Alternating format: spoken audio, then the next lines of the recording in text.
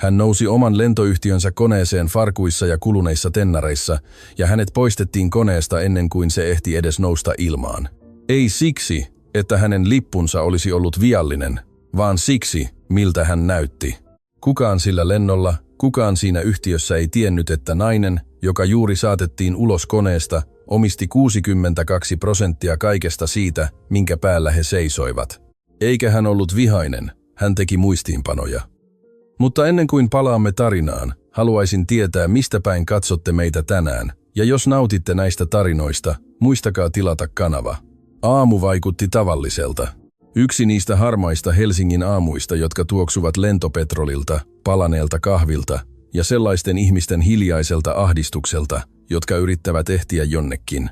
Helsinki-Vantaan terminaali oli meluisa tavalla, jolla lentokentät aina ovat, kerroksellista kohinaa, joka ei koskaan muutu selkeäksi. Kuulutukset sekoittuivat musiikkiin, musiikkikeskusteluihin ja keskustelut matkalaukkujen raskaaseen rullaukseen kiillotetuilla lattioilla. Aino Berg liikkui kaiken keskellä vaivatta. Hänellä oli yllään tummansiniset, yksinkertaiset farkut, harmaa väljä neule, joka oli pesty niin monta kertaa, että pääntie oli hieman pehmennyt reunoistaan, ja pari valkoisia tennareita, jotka olivat puhtaat, mutta eivät uudet. Nahkainen reppu hänen olallaan oli pieni, sellainen laukku, joka näytti matkustaneen paljon ja jota ei ollut vaihdettu vain siksi, että se toimi edelleen täydellisesti. Ei suunnittelijoiden merkkejä, ei monogrammeja, ei julistuksia. Hän näytti vain naiselta, joka oli ottamassa lennon, ei sen enempää. Hän oli tehnyt lähtöselvityksen edellisenä iltana. Tarkastuskortti oli ladattu puhelimeen. Hän läpäisi turvatarkastuksen ongelmitta. Hän pysähtyi hetkeksi kahvipyörälle portin lähellä. Hän tilasi mustan kahvin ilman lisukkeita ja löysi istumapaikan rivin päästä ikkunan luota, mistä hän näki kiitotiellä valmistautuvan koneen. Hän havainnoi ilmoittamatta itseään, kuten tekevät ihmiset, jotka ovat tottuneet huomaamaan asioita herättämättä huomiota. Portti 28. Aurelis Airin lento 74, Helsinki-Lontoon Heathrowhun, kello 8:45 aamulla. Kun ensimmäisen luokan lennolle pääsy kuulutettiin, Aino nousi, nosti repun olalleen ja liittyi pieneen jonoon portin edessä. Hänen edellään oli 7 ihmistä, 3 pariskuntaa, jotka kantoivat varakkuuttaan, kuten jotkut kantavat voimakasta hajuvettä, intensiivisesti ja anteeksi pyytämättä. Mies hiilenharmaassa puvussa, ryhdissään se jännittynyt ja itseriittoinen asento, joka kuuluu ihmiselle, jonka ei ole koskaan tarvinnut odottaa mitään. Porttivirkailija skannasi Ainon puhelimen ja lukija piippasi. Vihreää.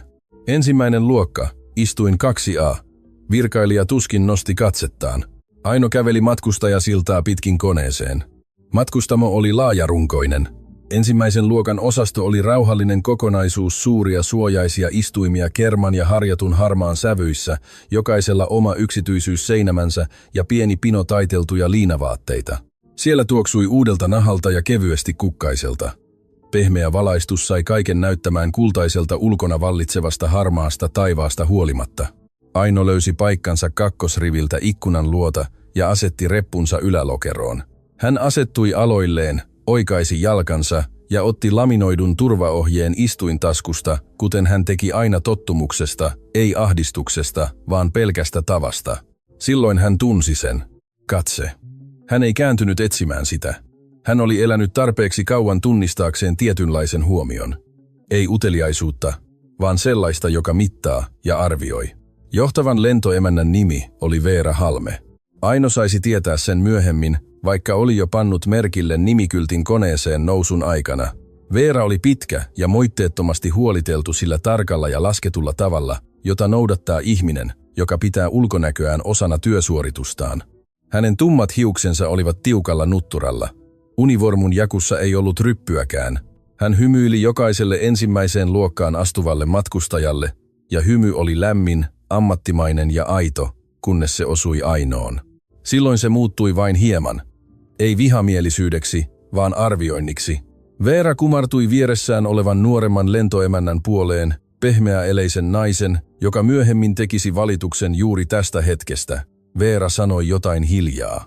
Aino ei kuullut sanoja, mutta näki nuoren naisen pään nyökkäyksen, pienen epävarman katseen, jonka tämä loi hänen suuntaansa, ja ymmärsi lauseen yleisen sävyn, jopa kuulematta sitä. Hänen täytyi olla väärässä osastossa. 2 riviä edempänä käytävän toisella puolella mies asettui istuimelleen sillä luontevuudella, jolla ensimmäinen luokka on jollekin pelkkä tiistai. Caius Virta. Leveät hartiat, laivastonsininen blazeri, hopeiset kalvosinnapit, jotka välkähtivät valossa hänen liikkuessaan. Hänellä oli miehen nauru, joka ei koskaan epäillyt, etteikö huone haluaisi kuulla sitä. Hän katsoi Ainoa, kuten ihmiset katsovat jotakin, mitä he eivät heti pysty prosessoimaan. Lyhyt hämmennyksen välähdys, jota seurasi päätös olla muuttamatta omaa ymmärrystään, vaan hylätä epäjohdonmukaisuus. Turistiluokan matkustajia kuljeskelemassa täällä, hän sanoi. Ei kovin kovaa, muttei hiljaakaan. Se oli se tietty äänen voimakkuus, joka oli suunniteltu ympärillä olevien kuultavaksi, mutta joka säilytti uskottavan etäisyyden kohteeseen. Hän naurahti. Hänen vieressään istuva mies tarjosi kohteliaan ja vaivaantuneen hymyn. Myös eräs nainen nojautui taaksepäin, katsoi Ainoa ja käänsi sitten katseensa nopeasti pois. Aino pyöritteli turvaohjetta käsissään. Hän ei nostanut katsettaan. Veera lähestyi muutamaa minuuttia myöhemmin, kun loput ensimmäisen luokan matkustajista olivat jo nousseet koneeseen ja matkustamo oli saavuttanut sen hiljaisuuden, joka vallitsee ennen lähtöä. Hän saapui Ainon riville tabletti kädessään ja hymyillen tavalla, joka oli juuri alentuvuuden alapuolella. Pahoittelut häiriöstä, Veera sanoi, vaikka sävyssä ei ollut paljoakaan pahoittelua. Voisitteko näyttää tarkastuskorttinne vielä kerran? Se skannattiin jo portilla, Aino vastasi yksinkertaisesti. Ymmärrän sen. Teemme vain toissijaisen tarkistuksen ensimmäisen luokan matkustamoon, Veera sanoi. Sanatarkistus putosi tietyllä painolla, joka teki selväksi, ettei keneltäkään muulta matkustamossa pyydetty tarkistamaan mitään. Aino avasi puhelimensa ja näytti kortin. Ensimmäinen luokka, istuin 2A, Aurelis Air. Viivakoodi, vahvistusnumero, istuinpaikka. Kaikki oikein ja kiistatonta. Veera katsoi sitä sellaisen ihmisen ilmeellä, joka etsii ongelmaa, jonka on vakuuttunut olevan olemassa. On mahdollista, että järjestelmä on havainnut epäjohdonmukaisuuden, hän sanoi. Meidän puoleltamme on voinut tapahtua virhe lipun kirjoittamisessa. Ei tapahtunut, Aino sanoi. En vihjaa, että se olisi teidän syynne, Veera sanoi laskien äänensä melkein pehmeäksi, mikä oli jollain tapaa pahempaa. Näitä sattuu. Se vie vain hetken. Jos teille sopii poistua hetkeksi, jotta voimme varmistaa asian lähtöselvitystiskillä. Minulla on vahvistettu ensimmäisen luokan lippu, Aino sanoi. Hänen äänensä oli vakaa, se ei noussut eikä kiristynyt. Paikka 2A. Nousin koneeseen vihreällä skannauksella. Ymmärrän, Veera sanoi taas, ja lauseen toisto teki paljon työtä, jota se ei todellisuudessa pystynyt kantamaan. Mutta haluaisin välttää viivästyksiä muille matkustajille, kun aloitamme työnnön takaisin.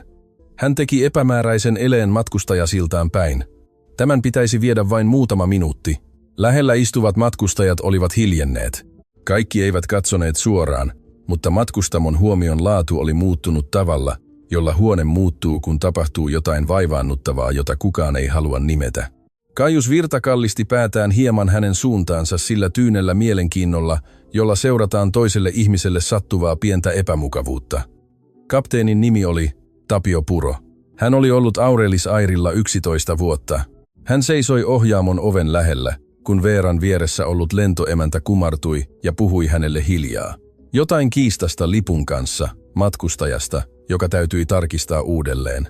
Hän ei katsonut taakseen. Hän kysyi 2 kysymystä. Viivästyttääkö tämä lähtöä ja kieltäytyykö hän lähtemästä? Veera vastasi myöntävästi ensimmäiseen ja kuvaili tilanteen tavalla, joka teki toisesta vastauksesta itsestäänselvyyden.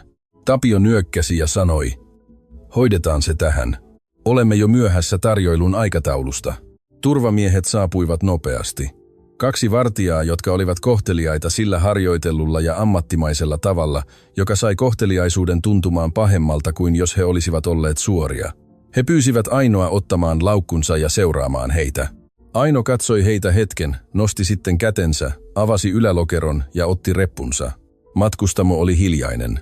Ei se mukava hiljaisuus, joka vallitsee koneen valmistautuessa nousuun, vaan se kollektiivinen ja vaivaantunut hiljaisuus, kun ihmiset todistavat jotain, minkä tietävät olevan väärin, ja valitsevat silti antaa sen tapahtua. Kaius Virta näki hänen kävelevän kohti matkustajasiltaa ja sanoi tarpeeksi kovaa. Ensimmäisellä luokalla on standardit. Kukaan ei sanonut hänelle, että hän lopettaisi. Matkustajasillalla ilma tuoksui metallilta ja aamun kylmyydeltä. Turvamiehet kävelivät aivan hänen takanaan. Aino liikkui kiirehtimättä, ja siinä verkkaisessa rytmissä hän havainnoi asioita, joilla ei ollut mitään tekemistä koneesta poistamisen kanssa, ja kaikki tekemistä hänen aivojensa sen osan kanssa, joka ei koskaan täysin sammunut. Catering-auto oli pysäköity väärään kulmaan. Se täytyisi siirtää ennen kuin se pääsisi huoltoovelle. Maassa oli näkyvissä vain 3 työntekijää, kun laajarunkokoneen kansainvälistä lähtöä varten niitä pitäisi olla 5. Portin ovi oli jäänyt 2 tuumaa auki yli standardin odotusasetuksen, mikä viittasi siihen, etteivät ramppityöntekijät noudattaneet nykyistä protokollaa. Pieniä yksityiskohtia, hän huomasi ne samalla tavalla kuin muut ihmiset räpäyttävät silmiään. Veera oli seurannut heitä sillalle. Ei kokonaan, vain sen verran, että jäi seisomaan koneen kynnykselle kädet ristissä vyötäröllä ja leuka pystyssä, kuten joku, joka on juuri hoitanut tilanteen menestyksekkäästi. Haluan sinun tietävän, Veera sanoi sillä erityisellä selkeydellä, jota käyttää ihminen, joka valitsee sanansa yleisöä varten, vaikka ketään ei olisi enää paikalla. Että tämä matkustamo on erityinen kokemus. Ensimmäinen luokka on ihmisille, jotka hengittävät erilaista ilmaa. Aino pysähtyi, kääntyi ja katsoi Veeraa sellaisen ihmisen järkkymättömällä tyyneydellä, jolla ei ole tarvetta kiirehtiä mihinkään, eikä paeta mistään. Turvamiehet pysähtyivät hänen viereensä.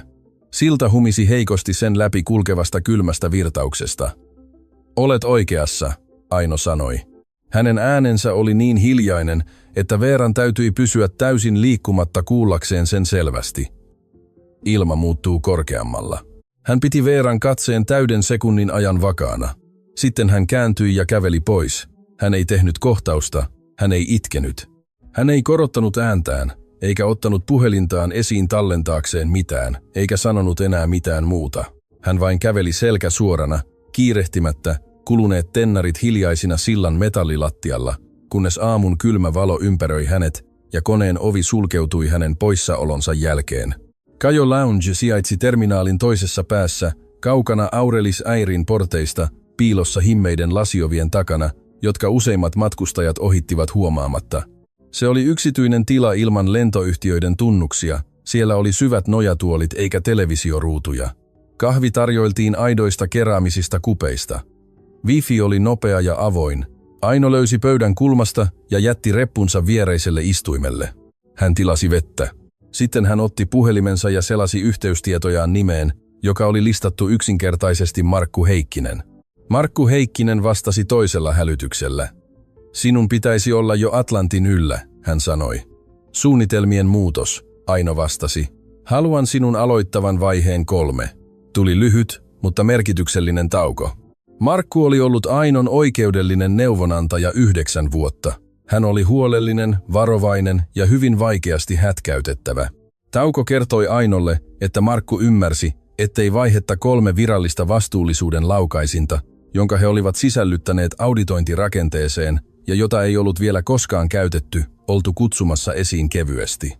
Jotain pientä, Markku kysyi. Sanoisin, että eilen, Aino sanoi, mutta maanantai-aamu toimii. Hän kuuli miehen huokaisevan hitaasti, ääni, joka kuuluu miehelle, joka säätää sisäistä kalenteriaan reaaliajassa. Mitä tapahtui? Ei mitään. En suunnitellut järjestelmää niin, että se lopulta jäisi kiinni jostakin. Hän piti tauon havainnoiden perhettä, joka kulki loungen lasiseinän takana. 2 pientä lasta juoksi vanhempiensa edellä, vetäen perässään laukkuja kuin ne olisivat olleet kelkkoja. On aika katsoa, mitä rakensimme, Markku sanoi soittavansa puhelut. Aino sanoi lähettävänsä dokumentaation. Hän lopetti puhelun. Hetken hän istui paikallaan, hiljaa, kädet keraamisen kupin ympärillä, katsoen ei mihinkään erityiseen. Hän ei ollut raivoissaan eikä tärissyt. Hän ajatteli sillä erityisellä tavalla, jolla oli aina ajatellut. Ei tarkalleen ottaen sanoin, vaan rakenteina, muotoina, sen arkkitehtuurina, mitä piti tapahtua seuraavaksi ja missä järjestyksessä. 12 vuotta sitten Aino Berg oli kävellyt huoneeseen, jossa hänen ei oletettu olevan.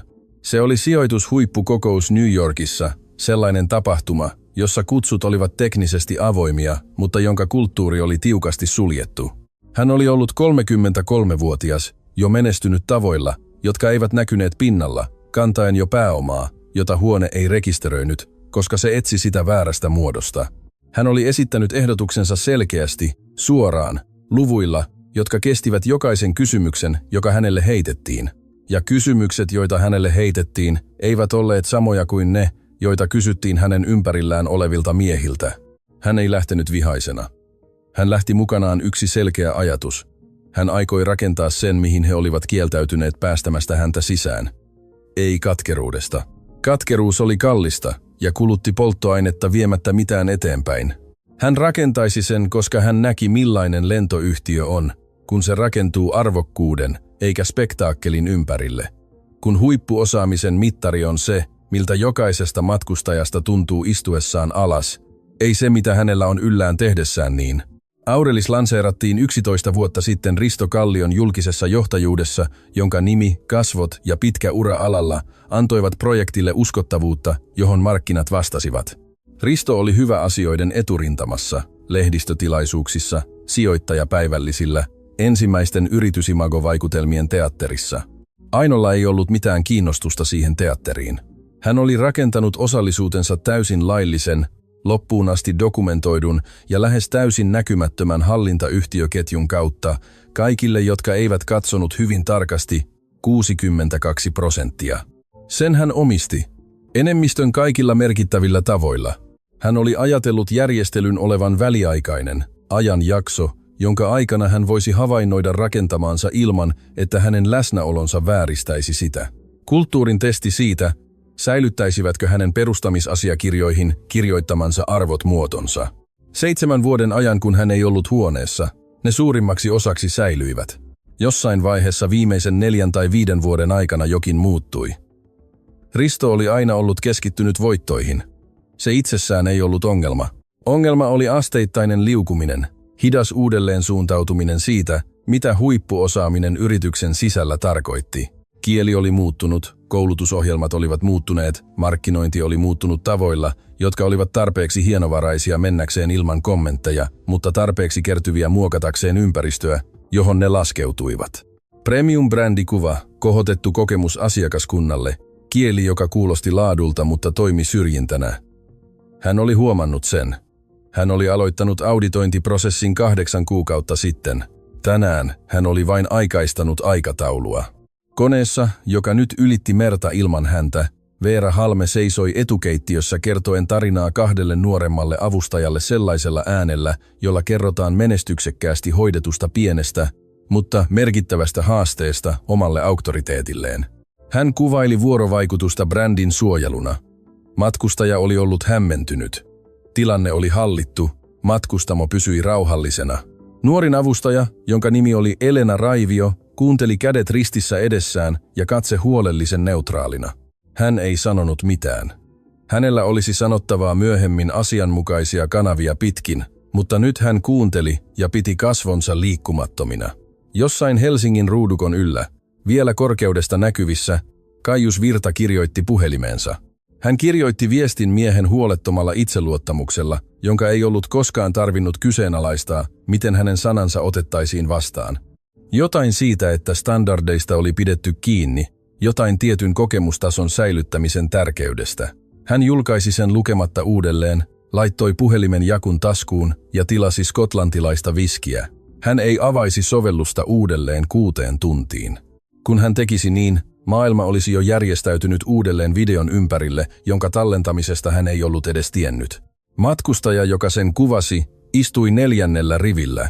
Hän ei kuvannut koko vuorovaikutusta, vain viimeiset 2 minuuttia siitä hetkestä lähtien, kun turvamiehet saapuivat. Siihen asti, kun Aino poistui koneesta.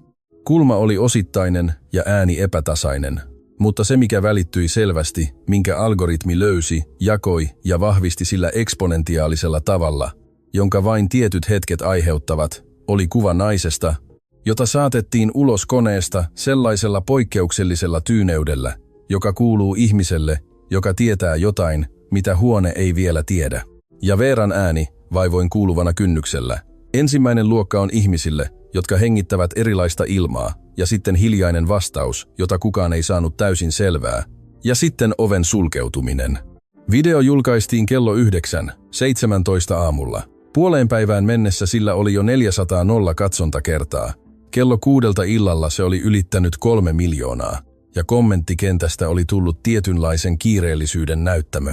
Lause erilainen ilma poimittiin, sitä kierrätettiin, se pantiin musiikin päälle, siihen vastattiin ja sitä analysoitiin tavalla, jolla internet purkaa asioita, kun se löytää jotain, mikä kiteyttää tunteen, joka ihmisillä jo oli, mutta jota he eivät olleet osanneet nimetä. Kehystys ei ollut tarkalleen ottaen viha, tai se oli sitäkin, mutta kuva keskiössä ei ollut raivoa, se oli tyynen rauhallista hallintaa. Nainen poistettuna istuimelta, josta hän oli maksanut ja jonka hän oli ansainnut, ja tapa, jolla hän lähti. Tapa, jolla hän ei luhistunut, ei väitellyt eikä esittänyt tuskaa kameralle. Kommentti, joka toistui eniten jaoissa, oli jokin variaatio lauseesta. Hän tiesi jo jotain. Risto Kallio oli päivällisellä Lontoossa, kun hänen viestintäjohtajansa soitti kertoakseen asiasta. Hän laski haarukan ja kuunteli miehen ilmeellä, joka kuulee pienen komplikaation, jonka uskoo voivansa hallita. Hän neuvoi pyytämään someryhmää luomaan yleisen lausunnon, jossa pahoitellaan mahdollista kokemusta, joka on jäänyt Aurelis Airin standardien alle. Hän käski pitää sitä odottamassa aamuun asti, jos asia sattuisi sammumaan itsestään yön aikana. Hän söi päivällisensä loppuun. Sinä yönä hän ei nukkuisi hyvin, vaikka ei sitä vielä tiennyt. Aino ei Kajo Loungesta käsin katsonut videota. Hän oli ollut paikalla. Hän tiesi, miltä se näytti. Sen sijaan hän avasi kannettavan tietokoneensa ja kirjautui sisäiseen, suojattuun portaaliin, jonka hänen oikeudellinen tiiminsä oli perustanut auditoinnin alkuvaiheessa. Hän syötti tunnuksensa ja avasi lennon 74 pääsynhallinnan logit. Hän kävi ne läpi järjestelmällisesti. Lähtöselvitystiedot, nousujärjestys, toissijaisen tarkistuspyynnön aikaleima, viestintälogiportin ja koneen välillä. Hän pani merkille miehistön viestinnässä käytetyn tarkan kielen hänen paikkansa merkitsemisessä. Hän kirjasi ylös kapteenin hyväksyntäkoodin. Hän huomioi, ettei sinä aamuna ollut pyydetty samaa toissijaista tarkistusta keneltäkään muulta ensimmäisen luokan matkustajalta, tosiasia, jonka logi kirjasi ilman kommentteja ja ilman tietoisuutta omasta tärkeydestään. Hän kokosi kaiken tarvitsemansa kansioon, salasi sen ja lähetti Markulle. Sitten hän avasi toisen ikkunan ja kirjoitti lyhyen viestin avustajalleen Selmalle. 3 lausetta ilman otsikkoa. Järjestä hallituksen hätäkokous perjantaiksi. Enemmistöosakkaan valtuudella. Kerro hänelle vain se, mitä protokolla vaatii. Hän sulki kannettavan, joi loppuun kahvinsa. Se oli jo kylmää, mutta hän joi sen silti. Ulkona, Loungen himmeän lasin takana, lentokenttä jatkoi tavallista toimintaansa. Ihmisiä liikkumassa asioita kohti, ihmisiä poistumassa asioiden luota, laukkuja rullamassa, lapsia juoksemassa, kuulutuksia toistumassa kaiutinjärjestelmässä jatkuvalla staattisella kohinallaan. Nainen harmaassa neuleessa istumassa kulmassa keraamisen kupin ja nahkaisen repun kanssa näyttäen siltä, jolla oli kaikki maailman aika. Ja hänellä oli, sillä kun omistat asian, aika kuuluu sinulle. Perjantai oli 4 päivän päässä. 4 päivää tarkkailla, 4 päivää antaa videon tehdä se, mitä viraalit asiat tekevät, ja antaa Riston tehdä se, mitä puolustuskannalla olevat miehet tekevät, ja antaa Veeran uskoa siihen, mihin suojatut ihmiset yleensä uskovat, kun kukaan ei ole vielä asettanut peiliä heidän eteensä. 4 päivää jokaiselle merkinnälle, jokaiselle sähköpostille, jokaiselle koulutusasiakirjalle, jokaiselle budjettiraportille, jokaiselle hienovaraisesti koodatulle ohjeelle, joka oli välitetty johtamiskerrosten läpi, järjestyä itsekseen asiakirjaksi. Hän ei ollut vihainen. Viha on vastaus niille, joilla ei ole suunnitelmaa. Hänellä oli suunnitelma. Hänellä oli aina ollut suunnitelma. Ja 4 päivän päästä, Aurelisin pääkonttorin 14, kerroksen johtokunnan neuvotteluhuoneessa Helsingissä, huoneessa, jota hän oli auttanut rahoittamaan ja suunnittelemaan, ja jossa hän ei ollut koskaan istunut pöydän päässä. Hän aikoi istua pöydän päähän ei siksi, että hänelle oltaisiin velkaa esitys, vaan siksi, ettei kulttuuri korjaa itseään. Koska välimatka jotakin perustettaessa kirjoitettujen arvojen ja sen käytöksen välillä, joka elää sen sisällä 12 vuotta myöhemmin, ei umpeudu lehdistötiedotteilla, monimuotoisuuskampanjoilla eikä huolellisesti laadituilla anteeksipyynnöillä ennen aamuruuhkaa. Se umpeutuu silloin, kun joku, jolla on todellinen valta sulkea se, päättää, että hetki on koittanut. Hän otti puhelimensa uudelleen ja tarkisti lähtevät lennot. Seuraava Aurelisin lento Lontooseen lähti vasta kello 18 illalla. Hän ottaisi sen. Hänellä oli Lontoossa kokouksia, joilla oli merkitystä, eikä hän nähnyt mitään syytä antaa tämän aamun maksaa hänelle yhtä matkaa. Hän varasi ensimmäisen luokan paikan ikkunan luota ja laski puhelimen näyttö alaspäin pöydälle. Sitten hän avasi muistikirjansa, pieni paperinen vihko kuluneilla ruskeilla kansilla, ja alkoi kirjoittaa, ei valituksia, ei kostosuunnitelmia, vaan listan rakenteellisista kysymyksistä, joihin hän tarvitsi vastaukset ennen perjantaita. Kirjoitettu vakaalla ja selkeällä käsialalla, joka otti aikansa jokaisen kirjaimen kohdalla. Työ oli alkanut. Todellisuudessa se oli alkanut jo paljon ennen tätä päivää. Tämä päivä oli vain antanut sille sen tarvitseman kiireellisyyden. Virallinen ilmoitus saapui Risto Kallion hotellin sähköpostiin Lontoossa kello 6:14 tiistai-aamuna.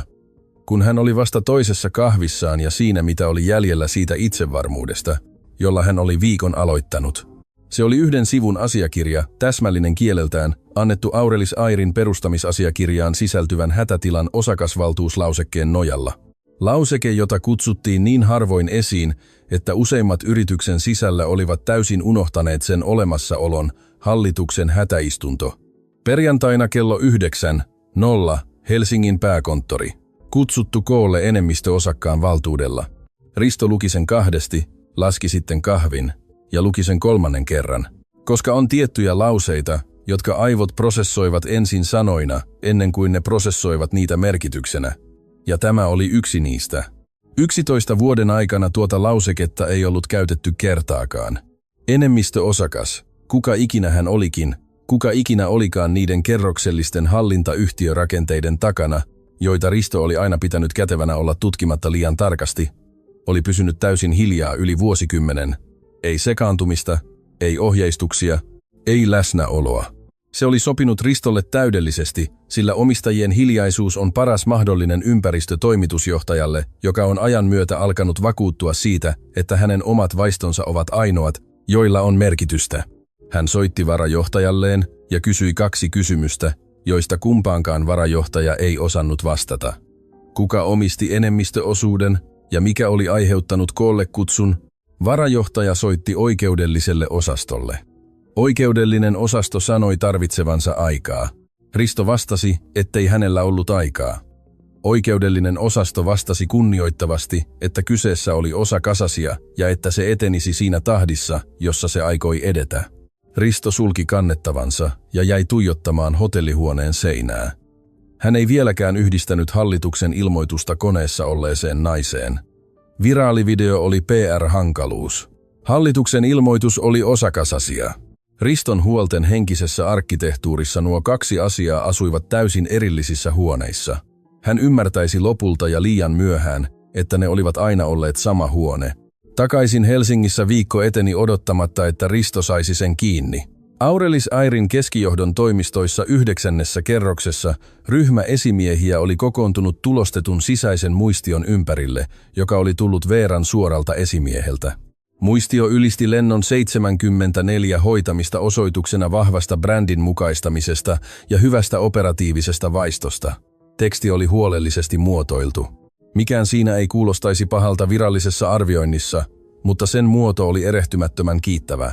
Esimiehet lukivat sen niin, lähettivät sitä eteenpäin ja nyökkäilivät sen äärellä kysymättä yhtäkään kysymystä. Veera oli nähnyt sen puhelimessaan tiistai-aamuna ja tuntenut jotakin, minkä hän myöhemmin tietyllä vaivalla tunnistaisi helpotukseksi, pikemminkin kuin ylpeydeksi. Helpotusta siitä, että instituutio oli vahvistanut, ettei hän ollut tehnyt mitään väärää. Ei ylpeyttä siitä, että hän olisi tehnyt jotain oikein. Ero oli pieni, mutta se asettui hänen rintaansa tavalla, jota hän ei pystynyt jättämään taakseen. Matala ja jatkuva paino, joka herätti hänet kello 3 aamulla tiistaina ja uudelleen keskiviikkona, ja joka kieltäytyi selittämästä itseään. Toisella puolella kaupunkia, henkilöstöhallinnon toimistossa operaatiorakennuksen 3. kerroksessa, joka tuoksui pysyvästi tulostimen väriaineelta ja kierrätetyltä ilmalta, Nuori lentoemäntä istui väsyneen näköisen henkilöstökoordinaattorin vastapäätä, yrittäen löytää oikeita sanoja jollekin, jolle ei ollut helppoja sanoja. Elena Raivio ei ollut ongelmallinen ihminen. 4 vuotta Aurelis Airilla ilman virallisia valituksia, ilman yhtäkään negatiivista merkintää tiedoissaan. Mutta hän oli seisonut keittiön väliseinän luona lennon 74 koneeseen nousun aikana. Hän oli nähnyt jokaisen hetken vuorovaikutuksesta. Hän oli nähnyt voimassa olevan tarkastuskortin, joka oli skannattu portilla oikein jokaisessa yksityiskohdassa, eikä hän ollut sanonut mitään. Tuo hiljaisuuden paino oli seurannut häntä ulos koneesta, kotiin asti ja jokaisen yön keskelle maanantaista lähtien. Haluan vain, että se kirjataan tietoihin, Elena sanoi painaen kynää vasten anonyymiä valituslomaketta, että tarkastuskortti oli voimassa. Näin, kuinka se skannattiin portilla. Mitään lippuvirhettä ei ollut. Patricia, henkilöstökoordinaattori, katsoi häntä lukulasien yli. Toistaiseksi esitä tämän anonyymisti. Toistaiseksi, Elena sanoi. Patricia teki merkinnän sanomatta mitään.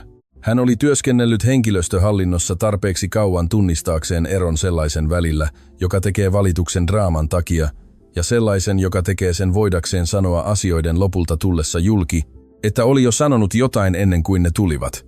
Elena oli selvästi jälkimmäistä tyyppiä. Patricia merkitsi lomakkeen nopeutettua käsittelyä varten. Hän kirjasi ylös sen yhteyden lentoon 74, josta oli jo merkitty 2 muuta välikohtausta samalla viikolla, ja siirtyi rauhallisesti seuraavaan tapaamiseen sellaisen ihmisen käytännön tehokkuudella, joka tietää, että joskus oikea toiminta on yksinkertaisesti sen varmistamista, että asiakirja on olemassa. Keskiviikkoon mennessä internet oli jo löytänyt Caius Virran. Se tapahtui tavalla, jolla nämä tutkimukset aina tapahtuvat. Vähitellen ja sitten yhtäkkiä. Eräs henkilö zoomasi viraalivideon yhteen ruutuun ja yhdisti kasvot Twitter-profiiliin. Toinen yhdisti profiilin LinkedIniin. Nimi nousi esiin ja alkoi levitä Caius Virta, Virta Capital Advisorsin johtava osakas. Sitten tuli laajempi kaivaminen.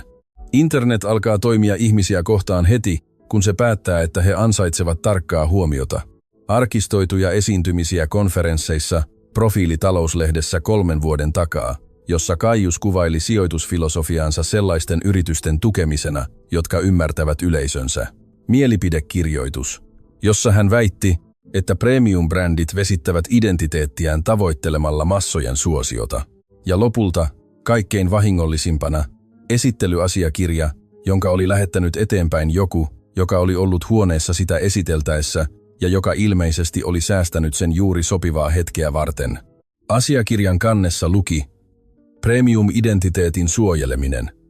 Ehdotus strategisesta kumppanuudesta Aurelis Airin johdolle, Virta Capital Advisors, päivätty 14 kuukautta sitten ja osoitettu Risto Kallion toimistolle. Tarina muuttui kaikkien jalkojen alla.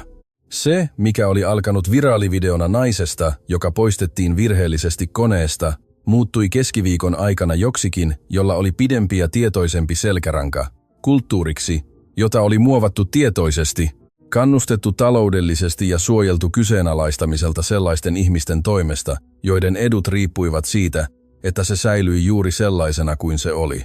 Caius heräsi keskiviikkoaamuna 17 vastaamattomaan puheluun ja PR-henkilöön, jonka sähköpostien otsikot olivat eskaloituneet 12 viestin aikana vain tiedoksesi, viestistä soita minulle heti viestiin.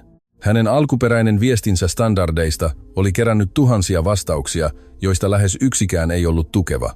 Hän soitti asianajajalleen ennen ketään muuta, mikä ensimmäistä kertaa maanantain jälkeen oli oikea päätös. Aino oli takaisin Helsingissä keskiviikkoiltana. Hän istui neuvotteluhuoneessa rakennuksessa, jonka ulkopuolella ei ollut mitään Aurelis Airin merkkejä. Edessään tulostettu taulukko ja vastapäätä tutkija nimeltä Diana, joka oli viettänyt 3 täyttä päivää poimien 5 vuoden tiedot Premium-matkustamon välikohtauksista operatiivisesta tietokannasta. Taulukko kattoi 31 välikohtausta.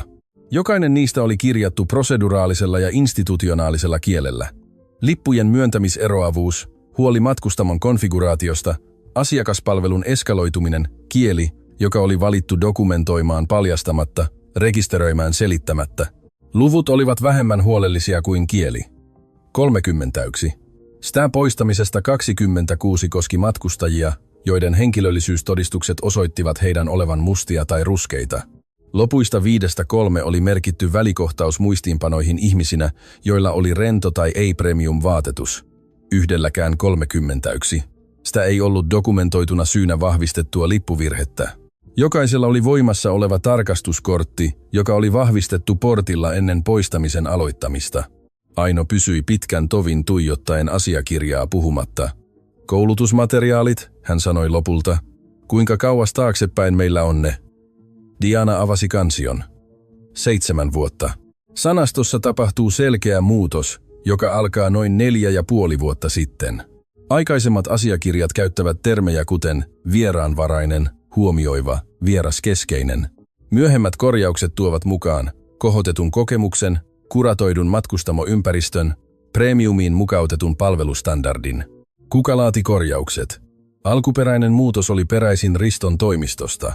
Viralliseksi tekijäksi on merkitty brändistandardien osasto. Diana piti lyhyen tauon. Tuo osasto perustettiin 3,5 vuotta sitten Riston hallinnon alaisuudessa. Kyllä. Aino työnsi taulukon sivuun ja veti lähemmäs uuden muistiinpanovihon. Hän kirjoitti vakaasti, selkeä linja toisensa jälkeen. Rakennelma siitä, mitä perjantaina piti esittää, muotoutui hänen kätensä alla sellaisen ihmisen varmuudella, joka on rakentanut jotain pitkään ja tarvitsi vain viimeisten palasten saapuvan. Tapio Puro ei ollut nukkunut hyvin maanantain jälkeen. Hän oli mies, joka oli rakentanut ammatillisen elämänsä oman harkintakykynsä tarkkuuden ympärille. 20 vuotta liikenneilmailussa, 11.0 lentotuntia, maine, jota muut lentäjät kunnioittivat. Hän oli huolellinen, järkähtämätön ja ollut aina se kapteeni, joka varmisti ennen kuin oletti. Ja silti maanantai-aamuna hän oli valtuuttanut matkustajan poistamisen nousematta istuimeltaan, kysymättä yhtäkään kysymystä suoraan.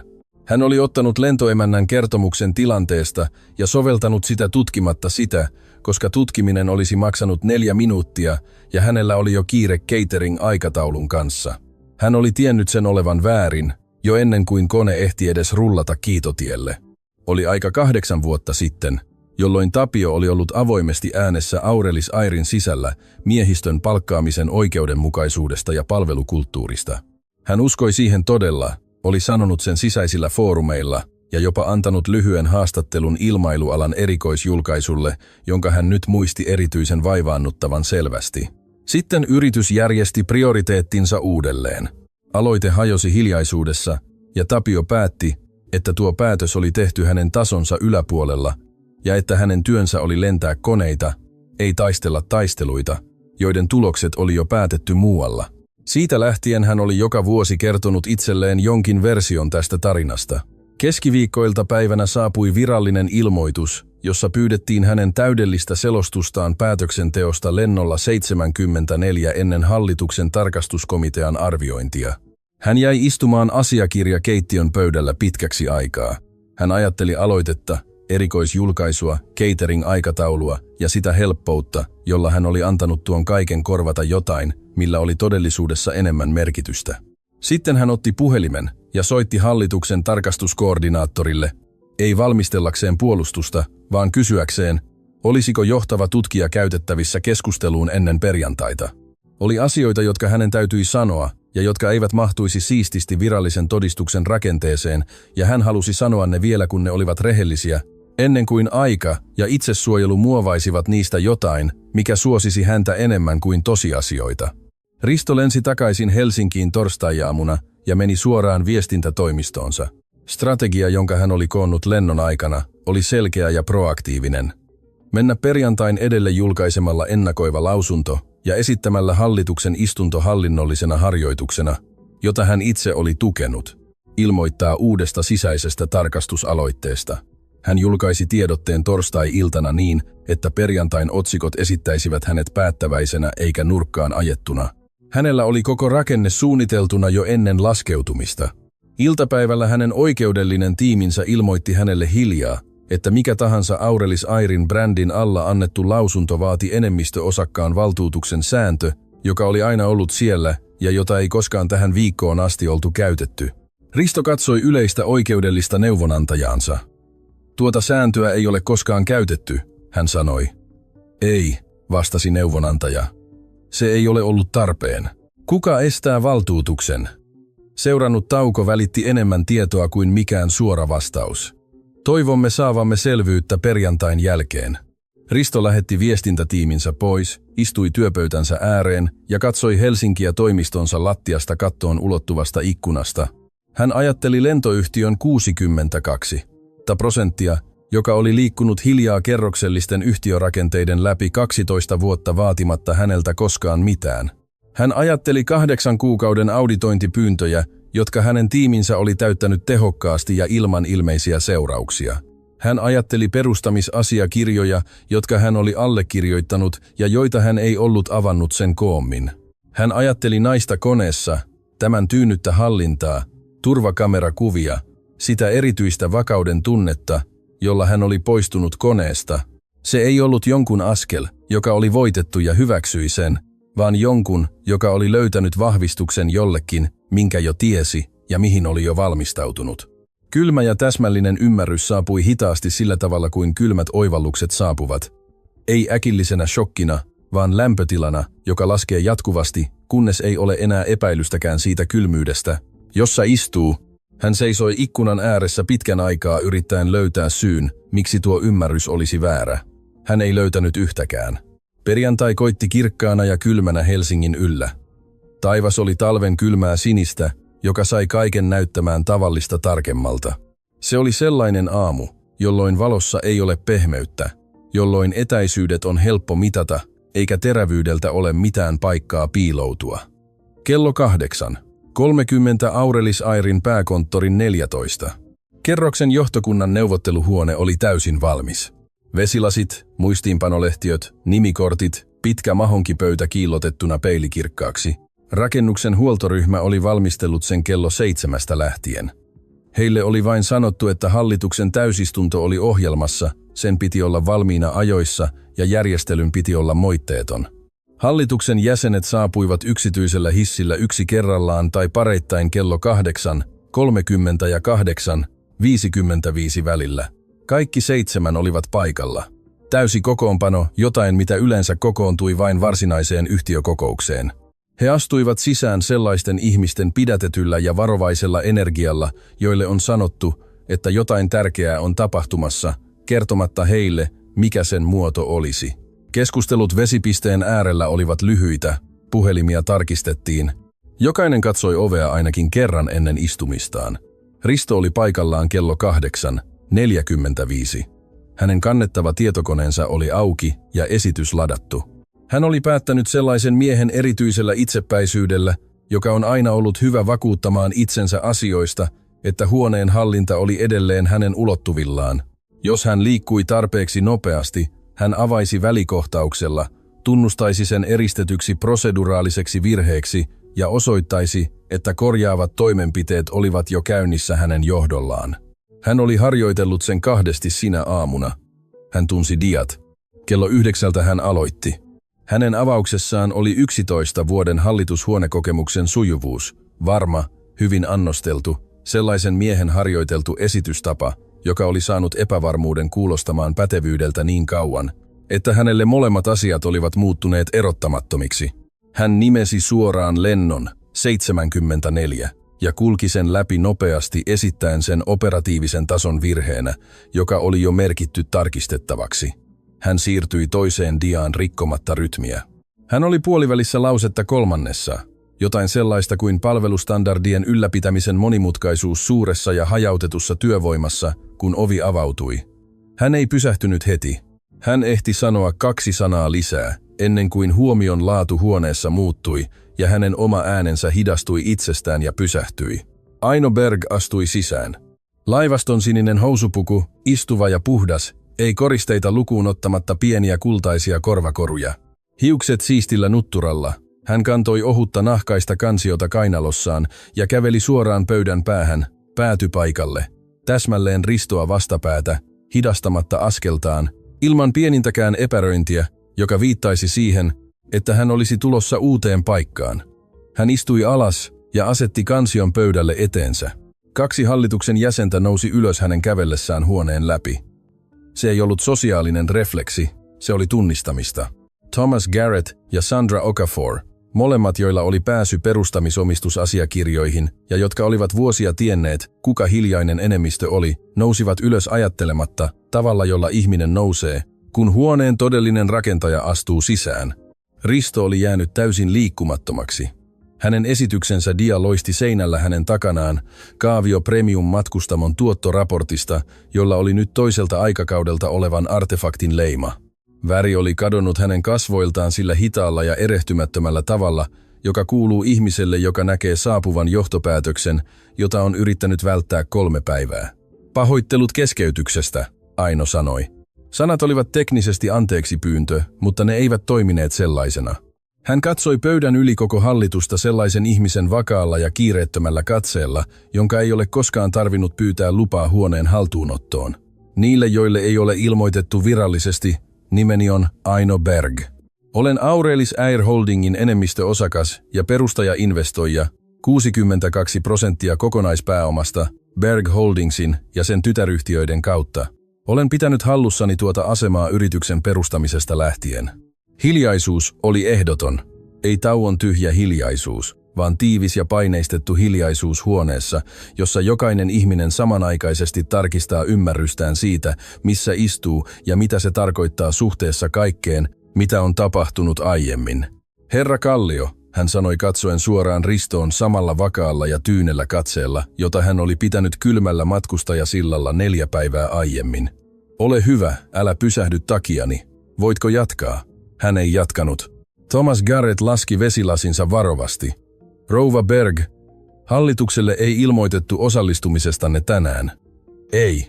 Aino vahvisti. Ei ilmoitettu. Hän avasi nahkakansion ja otti sieltä yhden tulostetun asiakirjan. Hänen osakasrekisterinsä, puhdas ja täsmällinen, jokainen omistusketjun kokonaisuus selvästi nimettynä ja päivättynä.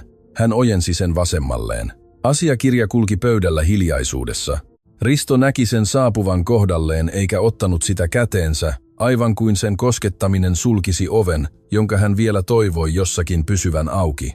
Kun viimeinen hallituksen jäsen laski asiakirjan pöydälle, Aino otti pienen kaukosäätimen, joka oli hänen kansionsa vieressä. Riston esitys katosi seinältä. Tilalle ilmestyi valvontatallenne. Se ei ollut viraalivideo 4. rivin matkustajan puhelimesta. Tämä oli kiinteä sormikamera, parempi resoluutio. Puhdas ääni tallennettuna suljetussa tilassa ilman väkijoukon melua tai pakkausta. Hän toisti koko 2,5 minuuttia. Aino kävelemässä ulos koneesta turvamiesten kanssa, matka sillan läpi, Veera seisomassa koneen kynnyksellä kädet ristissä. Viimeinen keskustelu. Veeran ääni soi neuvotteluhuoneen kaiuttimista sellaisella selkeydellä, jota videon kiertäminen somessa ei ollut tarjonnut. Ei epäselvyyttä, ei tulkinnan varaa, vain ääni käytävässä sanomassa täsmälleen sen, mitä oli sanonut. Ensimmäinen luokka on ihmisille, jotka hengittävät erilaista ilmaa. Ja sitten Ainon vastaus, jota tähän hetkeen asti kukaan ei ollut kuullut selvästi. Olet oikeassa. Ilma muuttuu korkeammalla. Ruutu palasi harmaaksi. Kukaan ei liikahtanut. Aino katsoi Ristoa. Hänen äänensä oli tasainen ja vakaa. Herra Kallio, heijastaako tuo Aurelis Airin kokeneen työntekijän Aurelis Airin sillalla tekemä lausunto matkustajalle, jolla on voimassa oleva ensimmäisen luokan lippu, tämän yrityksen perustamisarvoja? Risto katsoi pöytää, katsoi ruutua, katsoi kasvoja ympärillään, joista yksikään ei tarjonnut hänelle yhtään mitään. Hänellä oli aina ollut sanoja vaikeita tilanteita varten. Sanat olivat kadonneet. Ei, hän sanoi. Se oli hiljainen ei ja rehellisin, jonka hän oli lausunut pitkään aikaan. Kiitos, Aino sanoi. Hän otti auditointitiivistelmän kansiostaan, Dianan valmisteleman ja Markun vahvistaman 12-sivuisen asiakirjan ja laittoi sen kiertämään samanaikaisesti molempiin suuntiin pöydän ympäri. Tämä on tiivistelmä 5 vuoden sisäisestä datasta Premium-matkustamomme välikohtauksista, 31 dokumentoitua poistamista, joista 26 koski ei-valkoisia matkustajia, 0 vastasi vahvistettua lippuvirhettä. Kaikki aloitettiin sen jälkeen, kun voimassa oleva tarkastuskortti oli vahvistettu portilla. Hän antoi huoneen lukea. Hän ei täyttänyt hiljaisuutta millään. Hän ymmärsi, että tietyt tiedot, kun ne esitetään oikein, tekevät oman työnsä, jos niille annetaan tilaa. Sandra Okafor selausi sivuja kiirehtimättä. Sivu 3, sivu 7, sivun 9 datataulukot. Sitten hän laski asiakirjan pöydälle ja katsoi Ainoa ilmeellä, joka ei ollut yllätys, vaan tunnistamista.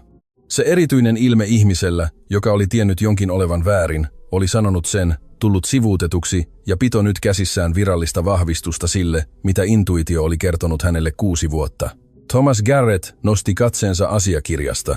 Kuinka kauan tämä auditointi on ollut käynnissä? 8 kuukautta, Aino sanoi. Aikaistin aikataulua maanantaina. Toimeenpanevaa johtoa ei informoitu. Toimitusjohtajan informointi ei ole pakollista perustamisasiakirjan auditointisäännöksen nojalla. Hän antoi noiden sanojen leijua ilmassa juuri tarvittavan ajan. Tuo säännös on olemassa syistä, jotka tämä asiakirja nyt tekee ilmeisiksi. Risto oli lopettanut auditoinnin lukemisen teeskentelyn.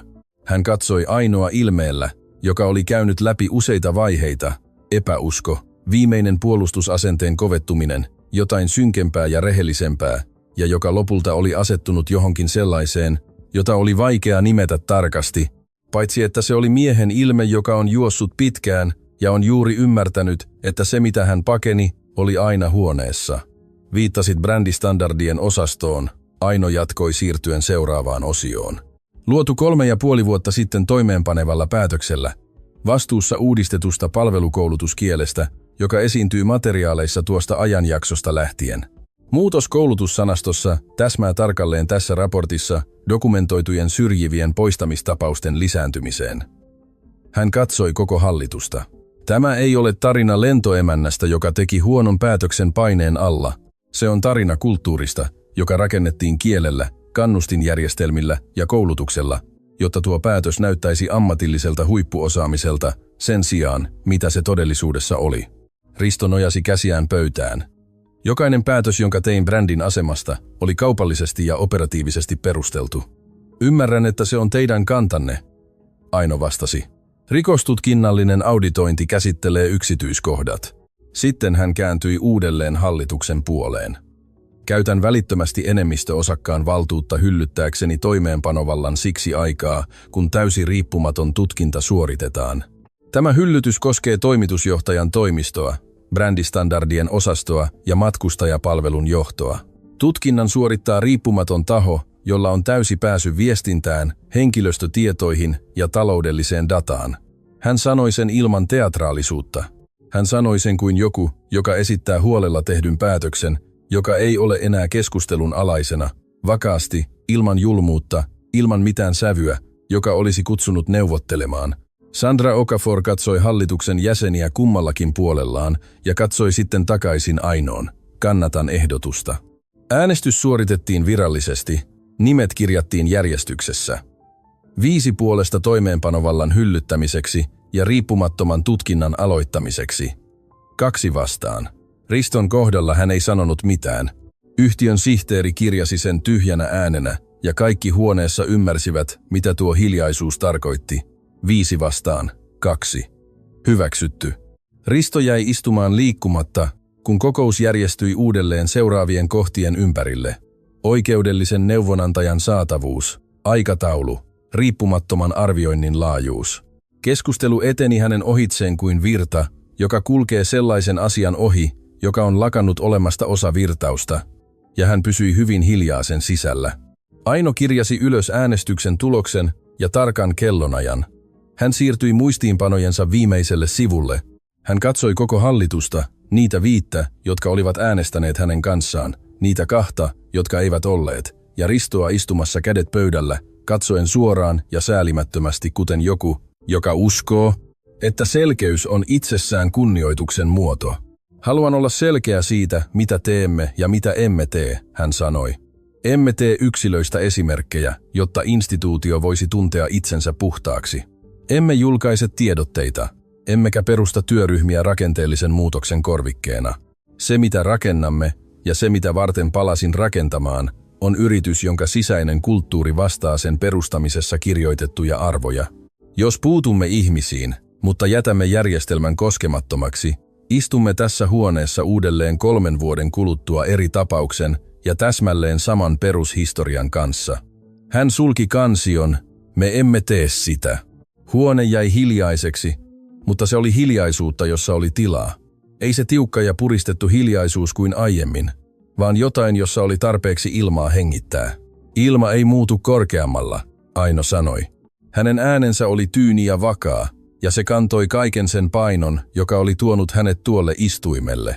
Hän oli rahoittanut yrityksen kulttuuria vuosia, ja tähän päivään asti hän ei ollut koskaan todella istunut sen sisällä. Hän ei katsonut yhtäkään ihmistä, hän katsoi huonetta, koko kokonaisuutta, pöytää, ikkunaa, ihmisiä, kaikkea. Sitten hän kääntyi muistiinpanojensa seuraavalle sivulle ja aloitti todellisen työn, joka kestäisi kuukausia ja joka ei päättyisi yhteen äänestykseen eikä yhteen lauseeseen. Uutinen levisi ennen perjantain lounasta. Kukaan neuvotteluhuoneessa olleista ei ollut vuotanut sitä. Kokous oli päättynyt kello 11:40, eikä virallista lehdistötiedotetta ollut suunniteltu ennen maanantaita. Mutta nämä asiat liikkuvat rakennuksissa kuin kylmä ilma vanhojen seinien läpi, sellaisten rakojen kautta, joita kukaan ei tullut ajatelleeksi tukkia, pitkin polkuja, joita yksikään arkkitehti ei suunnitellut. Kello 12:30 taloustoimittajalla Helsingin Sanomista oli jo lähde. Kello 1 aikaan 3 sanaa kulki ilmailualan kanavissa kuin sytytetty lanka matkalla kohti jotain suurta. Aktiivinen enemmistöosakas. Kello 14:00 Aurelis Äirin osake oli pudonnut 4–5%. Kello 15:00 se oli kirinyt 2 noista pisteistä takaisin, kun jotkut analyytikot julkaisivat muistiinpanoja, joissa vihjattiin, että vuosia hiljaa pysyneen omistajan päättäväinen toiminta yrityksen hallinnossa voisi viitata rakenteelliseen parannukseen epävakauden sijaan. Kello 16:00 se putosi uudelleen, kun toiset analyytikot olivat eri mieltä ja markkinat viettivät lopun päivää väitellen itsensä kanssa siitä, mitä 12 vuotta hiljaa olleen enemmistöosakkaan äkillinen ilmestyminen merkitsi lentoyhtiön tulevaisuudelle. Talousjournalistit päivittivät sivujaan. Talousuutiskanavat kutsuivat analyytikoita, jotka eivät olleet koskaan kuulleet Aino Bergistä, mutta jotka selittivät varmuudella, kuka hän todennäköisesti oli.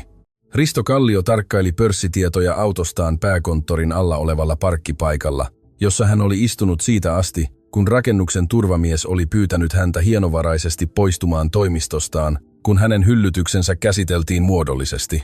Puhelin oli hänen kädessään, ja se oli ollut siinä 90 minuuttia.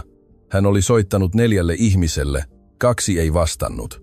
1 vastasi ja puhui varovasti, sellaiseen punnittuun sävyyn kuin joku, joka on jo päättänyt, kummalla puolella tilannetta on, ja on vain kohtelias siirtymän aikana. 4. Hallituksen jäsen, jota hän oli pitänyt luotettavana liittolaisena, sanoi hänelle suoraan, etteivät matemaattiset tosiasiat tukeneet epäluottamuslausetta 62% vastaan, ja että tästä hetkestä lähtien Riston pitäisi puhua omalle asianajajalleen, ei yrityksen asianajajalle.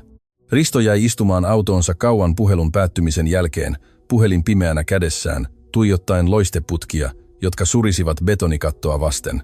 Hän oli viettänyt 11 vuotta rakennuksessa, joka oli hänen päänsä päällä, tehden päätöksiä, jotka muovasivat tuhansien ihmisten uria ja elämiä. Ja nyt hän istui sen kellarissa, siinä tietyssä limbossa, joka kuuluu miehelle, jonka auktoriteetti on hyllytetty, mutta jonka ruumis ei ole vielä saanut ohjeita siitä, minne mennä. Rakennus, joka oli ollut hänen ammatillinen kotinsa yli vuosikymmenen, oli vain noin 18 metrin päässä hänen yläpuolellaan, ja parkkipaikalta se tuntui yhtä saavuttamattomalta kuin toinen maa. Hän pyyhkäisi sormellaan puhelinta, tuskin huomaten sitä ennen kuin Aurelis Äirin trendaavat tulokset tulivat näkyviin. Useimmin esiintyvä otsikko ei puhunut hallituksen äänestyksestä, ei osakkeen hinnasta eikä toimeenpanovallan hyllyttämisestä. Se puhui Ainosta, hänen nimestään, hänen valokuvastaan, kuvasta 7 vuoden takaisesta konferenssista, jonka joku oli kaivannut esiin, ja nousevasta tarinasta siitä, kuka hän oli ja kuinka hän oli rakentanut yrityksen sisältä käsin, olematta koskaan näkyvillä siinä. Osa uutisoinnista oli avoimen ihailevaa, sillä tavalla kuin yllätys mustan naisen vallasta tuottaa ihailua tietyissä mediapiireissä, ikään kuin tuon vallan olemassaolo itsessään olisi se todella merkittävä asia. Risto sammutti puhelimensa näytön ja jäi istumaan parkkipaikan pimeyteen. Hän ei soittanut kenellekään muulle, hän ajoi kotiin. Veera Halme leimasi itsensä sisään kello 14:15 iltapäivävuoroon vetäen laukkuaan työntekijöiden sisäänkäynnin läpi. Kortti lukijaan, kaappi löytyi, univormun jakku oikaistiin taukotilan peilin edessä. Työn tavalliset rutiinit, jotka oli tehty niin monta kertaa, että niistä oli tullut automaattisia. Ruumis toistaa tuttuja liikkeitä, kun mieli on täysin muualla. Hän oli lukenut sinä aamuna uutiset hallituksen kokouksesta ja rekisteröinyt ne sellaisen ihmisen levottomuudella, joka tarkkailee kaukasta myrskyjärjestelmää, joka näyttää kartalla vielä teoreettiselta. Viraalivideo oli ongelma. Yrityksen hallinto oli toinen erillinen kerros. Hän ei vieläkään ymmärtänyt, kuinka ne olivat täsmälleen sama kerros. Hän oli noin 6 metrin päässä portista 9, vetäen laukkuaan terminaalin väkijoukon keskellä, kun esimies lähestyi häntä sellaisella varovaisella ja neutraalilla ilmeellä, joka kuuluu viestin tuojalle, joka ei ole sitä kirjoittanut ja joka mieluummin ei olisi toimittamassa sitä. Esimies pyysi häntä mukaansa. Sanoi, että se oli jotain rutiininomaista. Hänen äänensä ja kasvonsa tekivät hieman eri asioita, kuten tapahtuu silloin, kun mikään tilanteessa ei todellisuudessa ole rutiininomaista. Henkilöstöhallinnon toimistossa 3. kerroksessa oli 2 ihmistä, joita hän ei ollut koskaan nähnyt.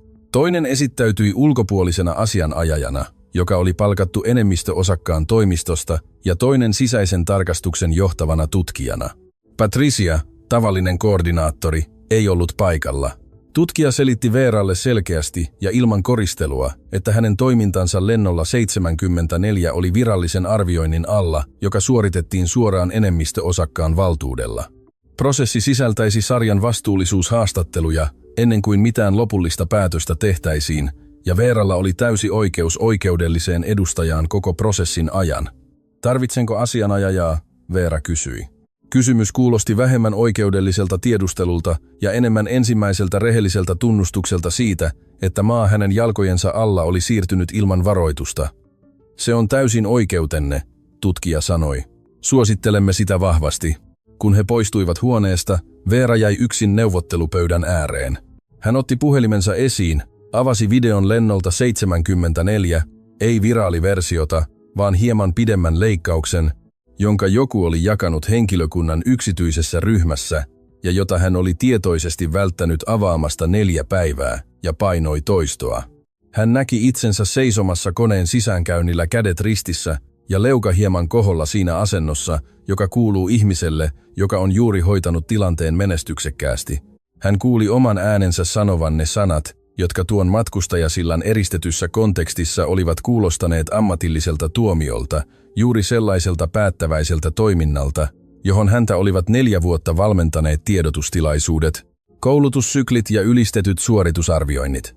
Täällä, tässä tyhjässä neuvotteluhuoneessa, ilman ympäristön melua, ilman institutionaalista selkänojaa ja ilman mitään paikkaa, mihin asettaa nuo sanat paitsi suoraan eteensä, ne kuulostivat joltakin, mikä oli puettu huippuosaamisen kieleen, kunnes se ei enää tarvinnut ilmoittaa, mitä se todellisuudessa mittasi.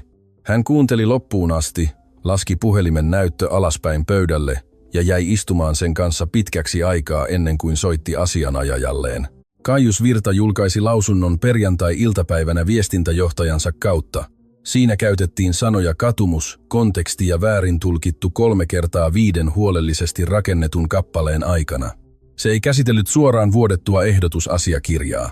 Kaiuksen oikeudellinen tiimi oli neuvonut häntä olemaan tunnustamatta mitään ennen kuin he olivat täysin arvioineet tilanteen, ja tuloksena syntyneellä tiedotteella oli sellaisen asian laatu, joka oli suunniteltu kattamaan paljon maata koskematta yhteenkään konkreettiseen pisteeseen, jonka päällä kaikki todellisuudessa seisoivat. Internet huomasi tyhjyyden välittömästi ja vietti perjantai-illan ja koko lauantain täyttämällä sitä sellaisella järjestelmällisellä ja dokumentoidulla huomiolla, jota Kaius oli aiemmin nähnyt, vain kohdistettuna muihin ihmisiin mukavalta etäisyydeltä. Perjantai-iltaan mennessä 2 Virta Capitalin tärkeintä ankkuriasiakasta oli lähettänyt hienovaraisia kirjeitä, joissa pyydettiin tapaamista yrityksen nykyisen aseman keskustelemiseksi.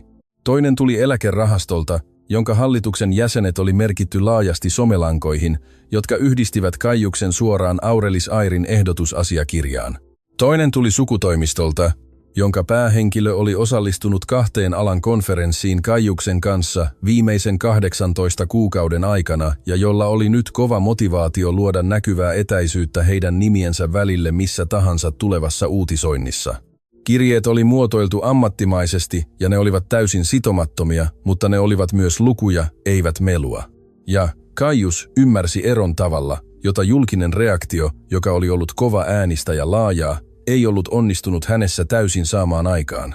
Hän oli työskennellyt rahoitusalalla tarpeeksi kauan tietääkseen, että mediassa säilyvä mainevahinko oli hallittavissa ja usein väliaikaista. Mainevahinko, joka muuttui asiakkaan kirjeeksi, jossa pyydettiin tapaamista suhteen keskustelemiseksi, oli täysin eri tason ongelma, sillä tuo kirje oli taloudellinen signaali, ei sosiaalinen, ja taloudelliset signaalit eivät sammu itsestään. Hän soitti asianajajalleen uudelleen samana iltana, ja he puhuivat pitkään asioista, joita Caius ei ollut tähän viikkoon asti koskaan kuvitellut, että vaatisivat oikeudellista keskustelua. Keskustelu käsitteli kunnianloukkauskynnyksiä, yritysvastuuta, ehdotusasiakirjasta johtuvaa altistumista ja eroa julkisen kritiikin ja oikeudellisesti kantelekelpoisten lausuntojen välillä. Caius kuunteli tarkasti ja sanoi hyvin vähän. Puhelun lopuksi hän kysyi, oliko ehdotusasiakirjan vuotaminen itsessään kantelekelpoista.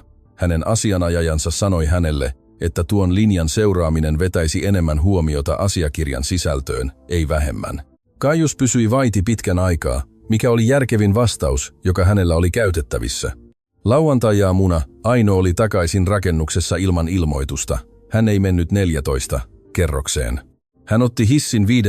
kerrokseen, jossa sijaitsi operaatioiden koordinointitiimi, ja käveli alueen läpi soittamatta etukäteen, ilman että avustaja esitteli häntä, ilman johtajalle tyypillistä pidätettyä energiaa. Kun hän havainnoi, hän liikkui kuten aina liikkui tiloissa, joita todella yritti ymmärtää. Tarkkaillen ilman että ilmoitti tarkkailusta, huomaten asioita näyttämättä siltä, että luetteloi niitä. Hän joi kahvia 5. kerroksen taukotilassa 4 työntekijän kanssa, jotka eivät aluksi tunnistaneet häntä. Kun he lopulta tekivät niin, tapahtui lyhyt ja näkyvä jäykistyminen.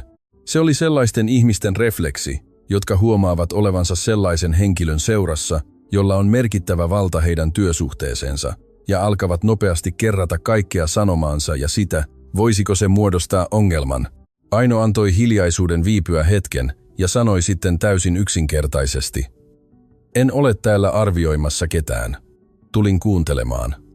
Kertokaa minulle, millaista täällä on todella työskennellä. Heiltä vei muutaman minuutin päättää, että hän puhui tosissaan. Sen jälkeen heiltä vei hyvin vähän aikaa kertoa hänelle monia asioita, joita heiltä ei ollut koskaan aiemmin kysytty. Hän sai tietää, että muutos Premium-matkustamon tiedotustilaisuuksissa oli ollut tarpeeksi asteittainen, jottei mikään yksittäinen muutos näyttänyt itsessään merkittävältä. Vain hidas kertyvä hienosäätö kielessä, joka kantoi tiettyä merkitystä, joka ymmärrettiin sen ammatillisen pinnan alla. Että ilmaisut kuten kohotettu asiakaskunta, kuratoitu matkustamoympäristö ja johdonmukainen matkustajaprofiili olivat tulleet koulutussykliin viimeisten 4 vuoden aikana ja viestivät implisiittistä standardia, jota kenenkään ei tarvinnut sanoa ääneen, mutta jonka kaikki imivät itseensä ja sovelsivat käytäntöön. Että määritelmä siitä, että jokin meni pieleen ensimmäisen luokan matkustamossa, oli laajentunut hiljaa sisältämään matkustajat, joiden ulkonäkö häiritsi tilan visuaalista yhtenäisyyttä, riippumatta mistään käytös- tai sääntöongelmasta. Hän kuuli myös sen, mikä toimi. Porttivirkailijoiden prosessi, joka oli vähentänyt myöhästyneitä jatkoyhteyksiä 18% ilman lisähenkilöstöä. Logistiikkapäällikkö, joka oli suunnitellut tyhjästä uudelleen catering-koordinointijärjestelmän omalla ajallaan ja toteuttanut sen 1 viikonlopun aikana pyytämättä hyväksyntää, koska ajatteli, ettei niin ilmeinen asia tarvinnut komiteaa. Maahuolintatiimin johtaja, jonka matkustajapalveluprotokollan 3 muuta lentoyhtiötä oli ottanut käyttöön antamatta hänelle kunniaa. Hyvää työtä tapahtumassa kaikilla tasoilla, näkymättömänä ylemmille kerroksille, palkitsemattomana rakenteissa, jotka oli suunniteltu arvioimaan sitä, koska nuo rakenteet oli viritetty muille taajuuksille. Hän kirjoitti kaiken ruskeaan vihkoonsa tekemättä eroa huolestuttavan ja rohkaisevan välillä, sillä molemmat olivat yhtä lailla osa sitä, mitä hänen piti ymmärtää.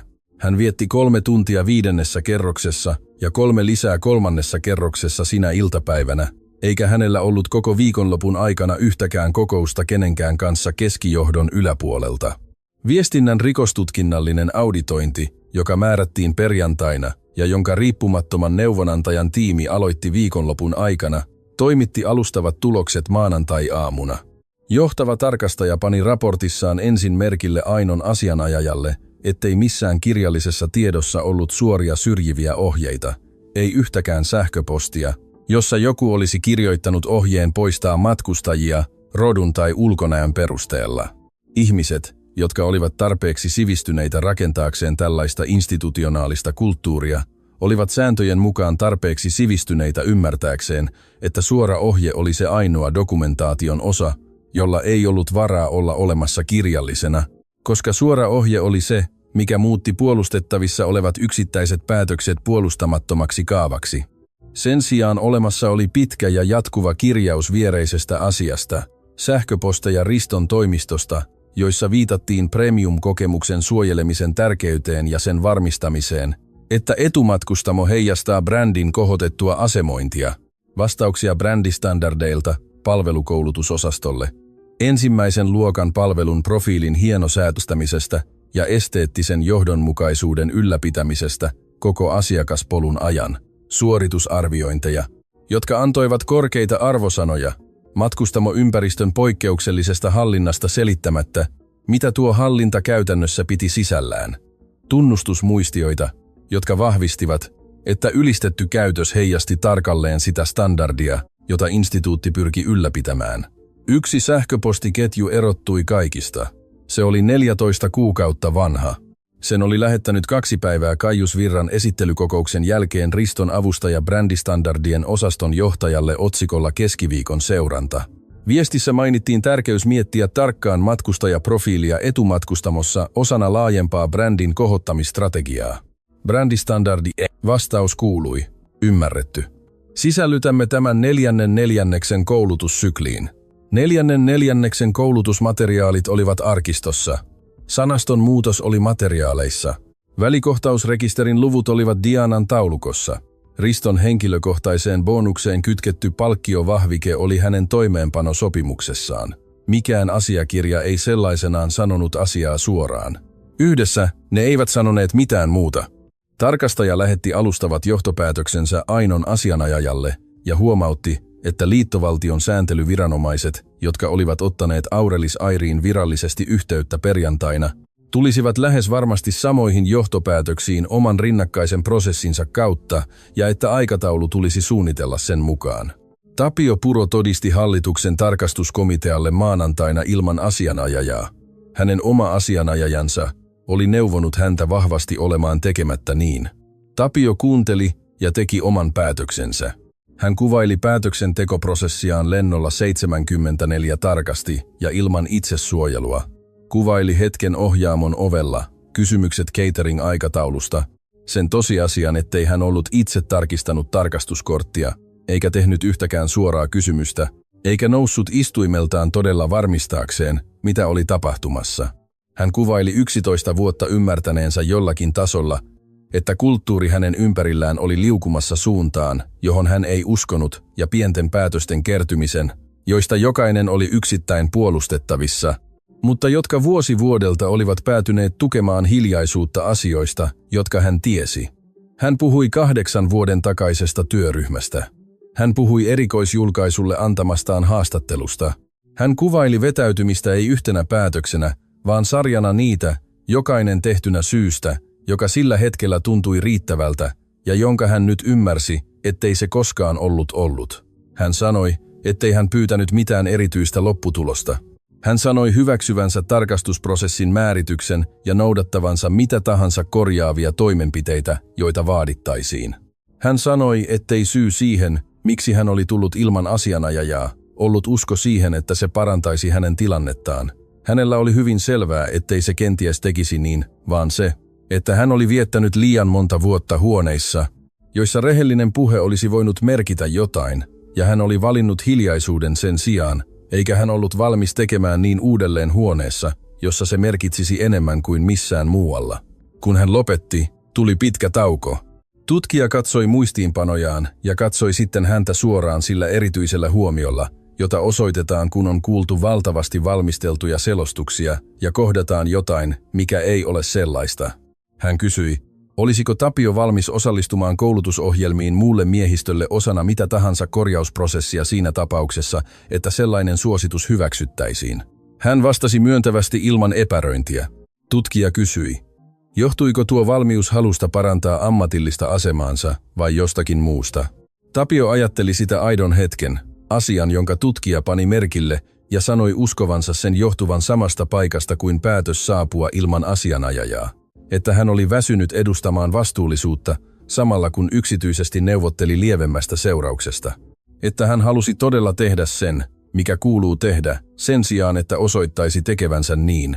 Tutkija kirjoitti jotain, kiitti häntä, merkitsi istunnon rekisteriin eikä ilmoittanut, mikä suositus tulisi olemaan. Vastuullisuushaastattelut alkoivat tiistaina. Veera saapui asianajajansa kanssa, joka oli tarkistanut prosessin rakenteen ja vahvistanut, että täysi yhteistyö oli se, mikä parhaiten palveli hänen etuaan. Veera oli tullut samaan johtopäätökseen eri tietä, ei laskelmoidun strategian kautta, vaan koska hän oli katsonut videon itsestään siinä matkustajasillalla useammin viikonlopun aikana ja oli tullut pisteeseen, jossa puolustuksen rakentaminen tuntui hänestä projektilta, jota varten hänellä ei yksinkertaisesti enää ollut materiaaleja. Johtava tutkija Caroline Grant ei aloittanut ensimmäistä istuntoa matkustajasillan välikohtauksella. Hän aloitti koulutuksesta, tiedotustilaisuuksista, joihin Veera oli osallistunut viimeisen 4 vuoden aikana, kielestä, jonka hän oli imennyt itsensä, toistanut ja välittänyt nuoremmalle henkilökunnalle. Hän pyysi Veeraa kuvailemaan omin sanoin, mitä brändin suojeleminen premium-matkustamossa oli tullut merkitsemään päivittäisessä käytännössä. Veera vastasi hitaasti, ja vastatessaan hän kuuli itsensä kuvailemassa jotakin, mikä sisältäpäin katsottuna oli näyttänyt johdonmukaiselta, erityiseltä ja opetettavalta ammatilliselta standardilta, jotakin, jota kohti voitiin valmentaa ja jolla voitiin arvioida jotakuta selkeiden kriteerien kautta, mutta joka silloin kun hän artikuloi sen tutkijalle, jolla oli nauhuri käynnissä pöydällä heidän välissään, kuulosti joukolta esteettisiä tuomioita, jotka olivat kantaneet proseduraalisen kielen naamiota niin kauan, että ne olivat unohtaneet, mitä ne todellisuudessa olivat sen alla. Välikohtauksen hetkellä Caroline sanoi, uskoitteko matkustajalla olevan virheellinen lippu? Tauko kesti useita sekunteja. En, Veera sanoi. Uskoin, ettei hän näyttänyt joltain, jonka kuuluisi olla siinä istuimessa. Hän sanoi sen hiljaa, ja sanominen putosi huoneeseen sillä painolla, joka kuuluu jollekin, joka on ollut totta jo jonkin aikaa, ja jonka sen toteuttanut henkilö tunnustaa ääneen ensimmäistä kertaa. Mistä tuo uskomus, sanoi Caroline ilman mitään erityistä painotusta, oli peräisin. Veera katsoi pöytää. Ympäristöstä, jossa olin työskennellyt 4 vuotta. Caroline kirjoitti jotain ja siirtyi seuraavaan kysymykseen. Veeran asianajaja, joka oli ollut valmis ohjaamaan useita aiempia vastauksia uudelleen, nojautui tuolissaan taaksepäin, eikä sanonut mitään, koska ei ollut mitään uudelleen ohjattavaa niin rehellisessä lausunnossa. Kun istunto päättyi ja Veera lähti rakennuksesta asianajajansa kanssa, Caroline jäi yksin muutamaksi minuutiksi neuvotteluhuoneeseen käyden läpi muistiinpanojaan. Hän oli suorittanut 10 vastaavia haastatteluja uransa aikana. Se, mitä hän oli juuri dokumentoinut, ei ollut tavallista. Se ei ollut se osittainen tunnustus, joka on huolellisesti kalibroitu rajoittamaan vastuuta, eikä myöskään se itsepintaisuus kehystää vastuu niin laajasti, että yksilöllinen tilinteko näyttäisi epäoikeudenmukaiselta. Se, mitä hän oli dokumentoinut, oli joku kuvailemassa varsin tarkasti, kuinka kulttuuri oli opettanut hänet näkemään jotakin ammatillisena tuomiona, vaikka se ei todellisuudessa ollut sitä, ja tekemään sen ilman sitä puolustavaa tukea, jonka useimmat ihmiset nostivat automaattisesti hänen seurassaan. Hän kirjoitti havaintonsa rekisteriin ja valmistautui seuraavaan istuntoon. Elena Raivio kutsuttiin erilaiseen tapaamiseen tiistai-iltapäivänä, ei viralliseen haastatteluprosessiin, vaan yksityiseen keskusteluun 6. kerroksen neuvotteluhuoneeseen, jota hänelle kerrottiin omistajan itse pyytäneen. Hän saapui 5 minuuttia etuajassa, istui kädet ristissä ja piti hengityksensä tasaisena. Hän oli tehnyt anonyymin ilmoituksen, koska se oli oikein, ja tehdessään niin hän oli ymmärtänyt, että oikeat asiat tuovat joskus mukanaan ammatillisia seurauksia, joilta hyvät aikeet eivät suojaa. Aino astui sisään yksin, ilman avustajaa ja ilman nahkakansiota. Hän istui Elenaa vastapäätä ja sanoi ilman esittelyjä. Olen lukenut ilmoituksesi. Halusin puhua kanssasi henkilökohtaisesti. Elena nyökkäsi. Ensinnäkin, Aino sanoi. Haluan sinun tietävän, että se mitä dokumentoit ja hetki jolloin dokumentoit sen, merkitsee. Loit virallisen merkinnän ennen kuin kukaan sitä sinulta pyysi, ja tuo merkintä on osa syytä siihen, miksi todistusaineiston kronologia on sen muotoinen kuin se on. Hän piti tauon. Minulla on myös joitakin kysymyksiä, jos olet valmis. Ei tutkintaa varten, vaan omaa ymmärrystäni varten siitä, mitä meidän täytyy rakentaa tästä eteenpäin. Hän kysyi, miltä tilanne oli tuntunut Elenan asemasta, nuorena työntekijänä ilman institutionaalista valtaa vastustaa sitä, mikä tuli ylhäältä päin, tuota asteittaista kulttuurista muutosta. Hän kysyi, mitä Elena oli käytännön tasolla ymmärtänyt olevan seurauksia virallisten kanavien kautta puhumisesta. Hän kysyi, minkä olisi pitänyt olla olemassa rakenteellisesti ja konkreettisesti, jotta joku Elenan asemassa olisi voinut puhua aiemmin ja tulla todella kuulluksi.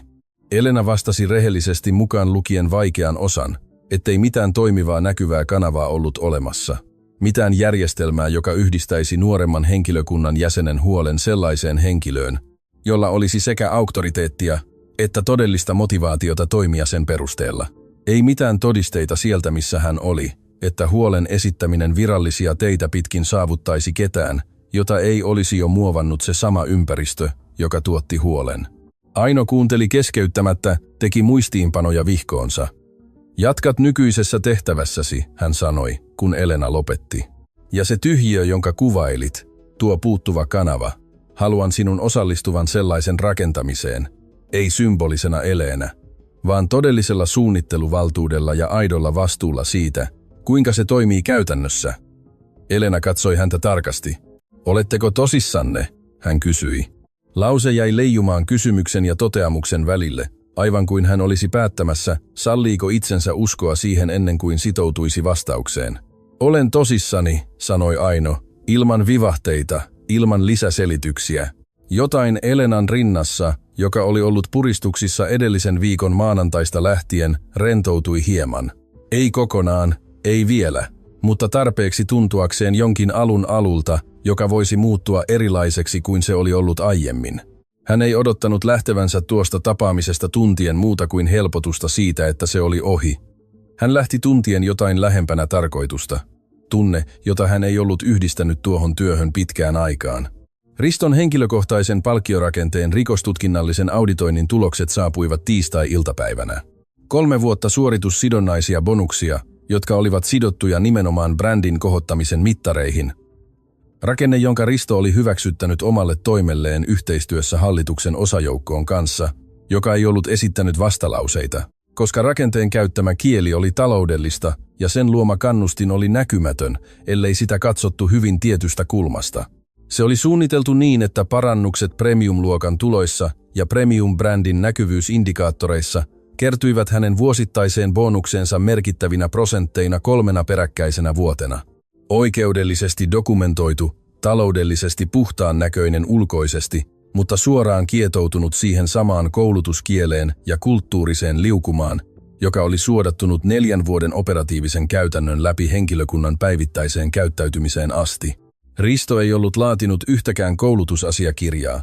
Hän ei ollut antanut yhtäkään suoraa ohjetta yhdellekään lentoemännälle yhdestäkään matkustajasta, mutta hän oli rakentanut palkkioarkkitehtuurin, joka teki kannattavaksi määritellä huippuosaaminen tiettyyn suuntaan.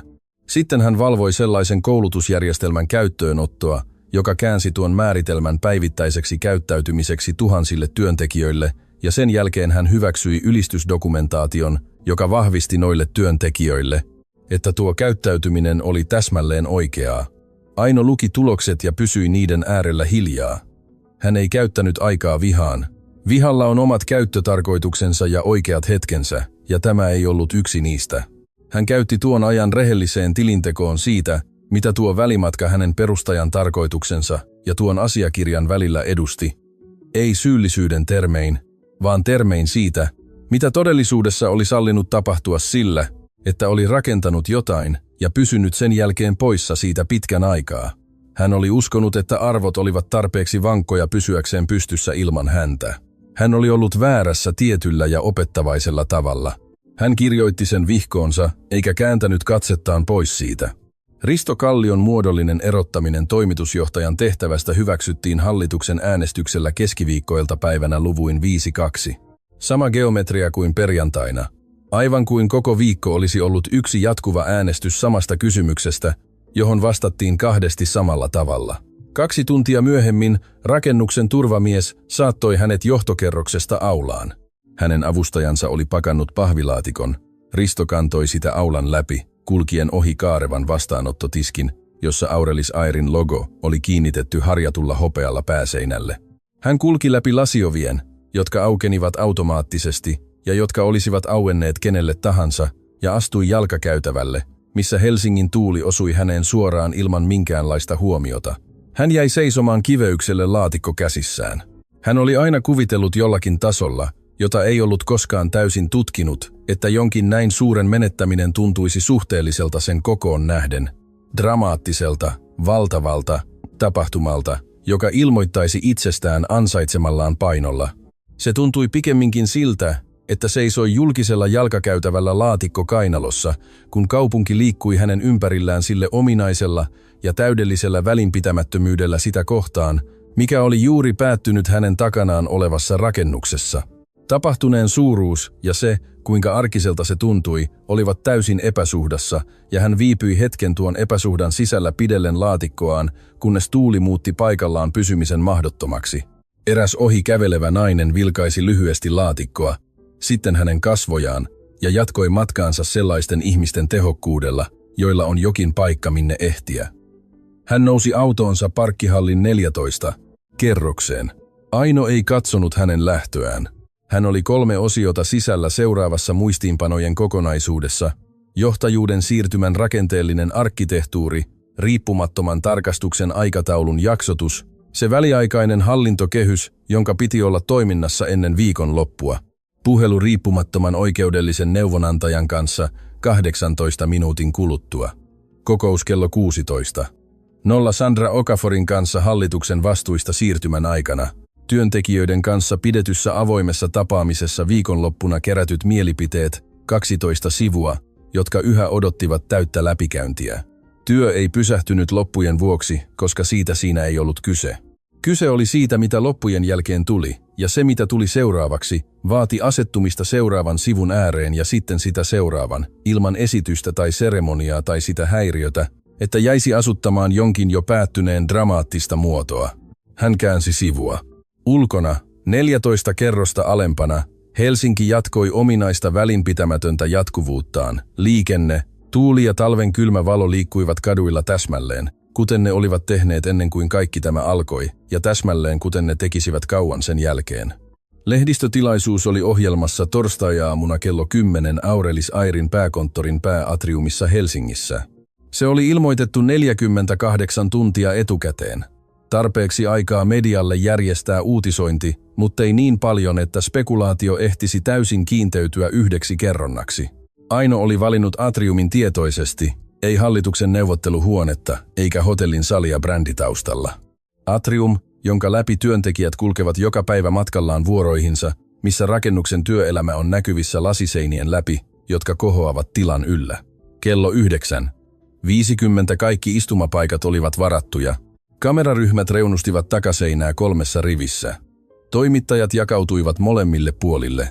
Ylhäällä, parvekesilloilla, työntekijöitä oli kokoontunut nojaamaan kaiteeseen. Maahuolintaa, porttivirkailijoita, operaatiokoordinaattoreita, lentoemäntiä, tarkkaillen ylhäältä siinä erityisessä hiljaisuudessa, joka kuuluu niille, jotka ovat kuulleet monia asioita työpaikastaan ja odottavat kuulevansa jotain totta.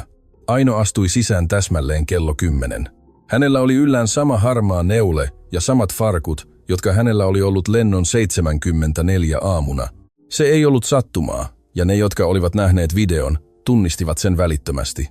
Pieni ja harkittu signaali, ei teatraalinen, vaan yksinkertaisesti rehellinen. Hänellä ei ollut muistiinpanoja mukanaan. Hän asettui puhujapöntön taakse, katsoi saliin ja aloitti ilman johdantoa. Nimeni on Aino Berg, hän sanoi. Olen Aurelis Airin perustaja ja enemmistöosakas. 2 viikkoa sitten minut poistettiin eräältä omalta lennoltani, koska näytin siltä, etten kuulunut ensimmäiseen luokkaan. Sali oli täysin liikkumaton. En kerro tätä tarinaa rangaistakseni yksilöitä, hän jatkoi. Kerron sen, koska kulttuuri ei korjaa itseään sen jälkeen, kun se on kerran paljastettu ja sen jälkeen jätetty huomiotta. Lennon 74 välikohtaus ei ollut poikkeama. Oma sisäinen auditointimme dokumentoi 31 vertailukelpoista matkustajan poistamistapausta 5 vuodessa, 26, koski ei-valkoisia matkustajia. Yksikään ei sisältänyt vahvistettua lippuvirhettä. Hän piti tauon antaen lukujen asettua saliin. Se, mitä minulle tapahtui, oli näkyvin ilmentymä kaavasta, joka oli jatkunut näkymättömissä vuosia. Hän nosti katseensa kameroihin. Sitä minä olen täällä muuttamassa. Hän esitti uudistukset ilman muistiinpanoja, toimeenpanevan viestinnän täysi rikostutkinnallinen auditointi jo käynnissä, jonka löydökset tiivistettäisiin julkisesti. Riippumaton syrjintäarviointi noista 31 dokumentoidusta poistamistapauksesta suoralla yhteydenotolla asianomaisiin. Pakollinen eettinen uudelleenkoulutus koko johtoryhmälle ja johdolle, ulkoisesti auditoitu ja läpinäkyvä lipunkirjoituksen tarkastusjärjestelmä 4. vuosittaisilla julkisilla raporteilla, johtajuuden kierto-ohjelmat, jotka vaatisivat ylimmän johdon viettävän aikaa operatiivisissa rooleissa kaikilla tasoilla, ja uusi sisäinen ilmoituskanava, joka on suunniteltu yhdessä Elena Raivion kanssa. Hän mainitsi Elenan suoraan ja joka yhdistäisi etulinjan henkilökunnan huolet riippumattomaan valvontaan sen sijaan, että ne menisivät sille johtoportaalle, josta he kenties raportoivat. Hän vastasi kysymyksiin 35 minuutin ajan. Oli suora ja täsmällinen, eikä antanut yhtäkään välttelevää vastausta. Jotain niin epätavallista yrityksen lehdistötilaisuudessa, että useat toimittajat muotoilivat aluksi kysymyksensä uudelleen odottaen sivuaskelta, jota ei koskaan tullut. Eräs toimittaja edestä kysyi, oliko tämä laskelmoitu vastaus huonoon julkisuuteen, joka on suunniteltu suojaamaan yrityksen pörssiarvoa. Aino katsoi häntä tyynesti. Auditointi alkoi 8 kuukautta sitten, hän sanoi. Ennen videota, ennen osakkeen heilahtelua, ennen kuin kukaan oikeudellisen tiimini ulkopuolella tiesi nimeäni suhteessa tähän yritykseen. Lennon 74 välikohtaus aikaisti aikataulua, mutta ei luonut sitä. Hän piti lyhyen tauon. Pyytäisin teitä uutisoimaan sen tarkasti. Toimittaja kirjasi sen ylös. Yläparvekkeilta tarkkailevat työntekijät olivat pysyneet hyvin hiljaa puheen aikana, eivätkä liikahtaneet välittömästi sen päätyttyä. Sitten hitaasti joku alkoi taputtaa. Porttivirkailija Itäkaiteen lähellä, joka näytti melkein yllättyneeltä huomatessaan tekevänsä niin. Ja taputus levisi parvekkeille sillä verkkaisella tavalla, jolla aidot vastaukset etenevät. Ei koordinattu suosionosoitusten aalto, vaan jotain ihminen kerrallaan, jokaisen päättäessä siitä itsenäisesti. Alhaalla lattialla useat toimittajat kirjoittivat jo. Jotkut eivät. 2 heistä, Aino huomasi, oli yksinkertaisesti laskenut puhelimensa polvilleen ja istui siinä tietyssä hiljaisuudessa, joka kuuluu niille, jotka olivat saapuneet odottaen yritystapahtumaa ja löytäneet itsensä paikasta, joka vaati hieman toisenlaista huomiota. Hän pani sen merkille, kuten pani merkille useimmat asiat. Ilman kommentteja, ilman teatraalisuutta, arkistoiden sen mielensä osaan, joka luetteloi tilanteiden tekstuuria myöhempää käyttöä varten. Tapio Puro istui 3. rivissä lehdistötilaisuuden aikana, johon hänen ei ollut pakko osallistua. Hän meni omasta aloitteestaan. Hän saapui ajoissa ja istui tunnistautumatta ja jäi koko tilaisuuden ajaksi sellaisen miehen tarkkaavaisuudella, jolle on annettu syy uskoa, että jokin mistä hän oli luopunut, oli yhä mahdollista. Kun se päättyi, hän ei lähestynyt, Ainoa vaan palasi hallinnolliseen tehtävään, jota hoiti arviointijakson aikana, ja vietti iltapäivän käyden läpi riippumattoman neuvonantajan tiimin laatimaa uutta eettisen koulutuksen moduulia. Se oli yksityiskohtainen, täsmällinen ja rehellinen sellaisten tilanteiden suhteen, joita se käsitteli. Mikä oli erilaista kuin ne vaatimustenmukaisuuskoulutukset, joita hän oli saanut aiempina vuosina, koulutukset, joilla oli aina sellaisen asian laatu, joka on suunniteltu luomaan oikeudellinen merkintä pikemminkin kuin muuttamaan todellista käyttäytymistä. Hän luki moduulin 2 ja kirjoitti reunoihin muistiinpanoja kohdista, jotka voisivat olla tarkempia tai suorempia. Hän löysi erityisen osion, joka käsitteli hetkeä, jolloin miehistön jäsen saa esimieheltään ohjeen, joka on hänen oman harkintansa mukaan väärä. Nykyinen teksti suositteli politiikkakäsikirjan konsultointia ja huolten esittämistä asianmukaisen kanavan kautta.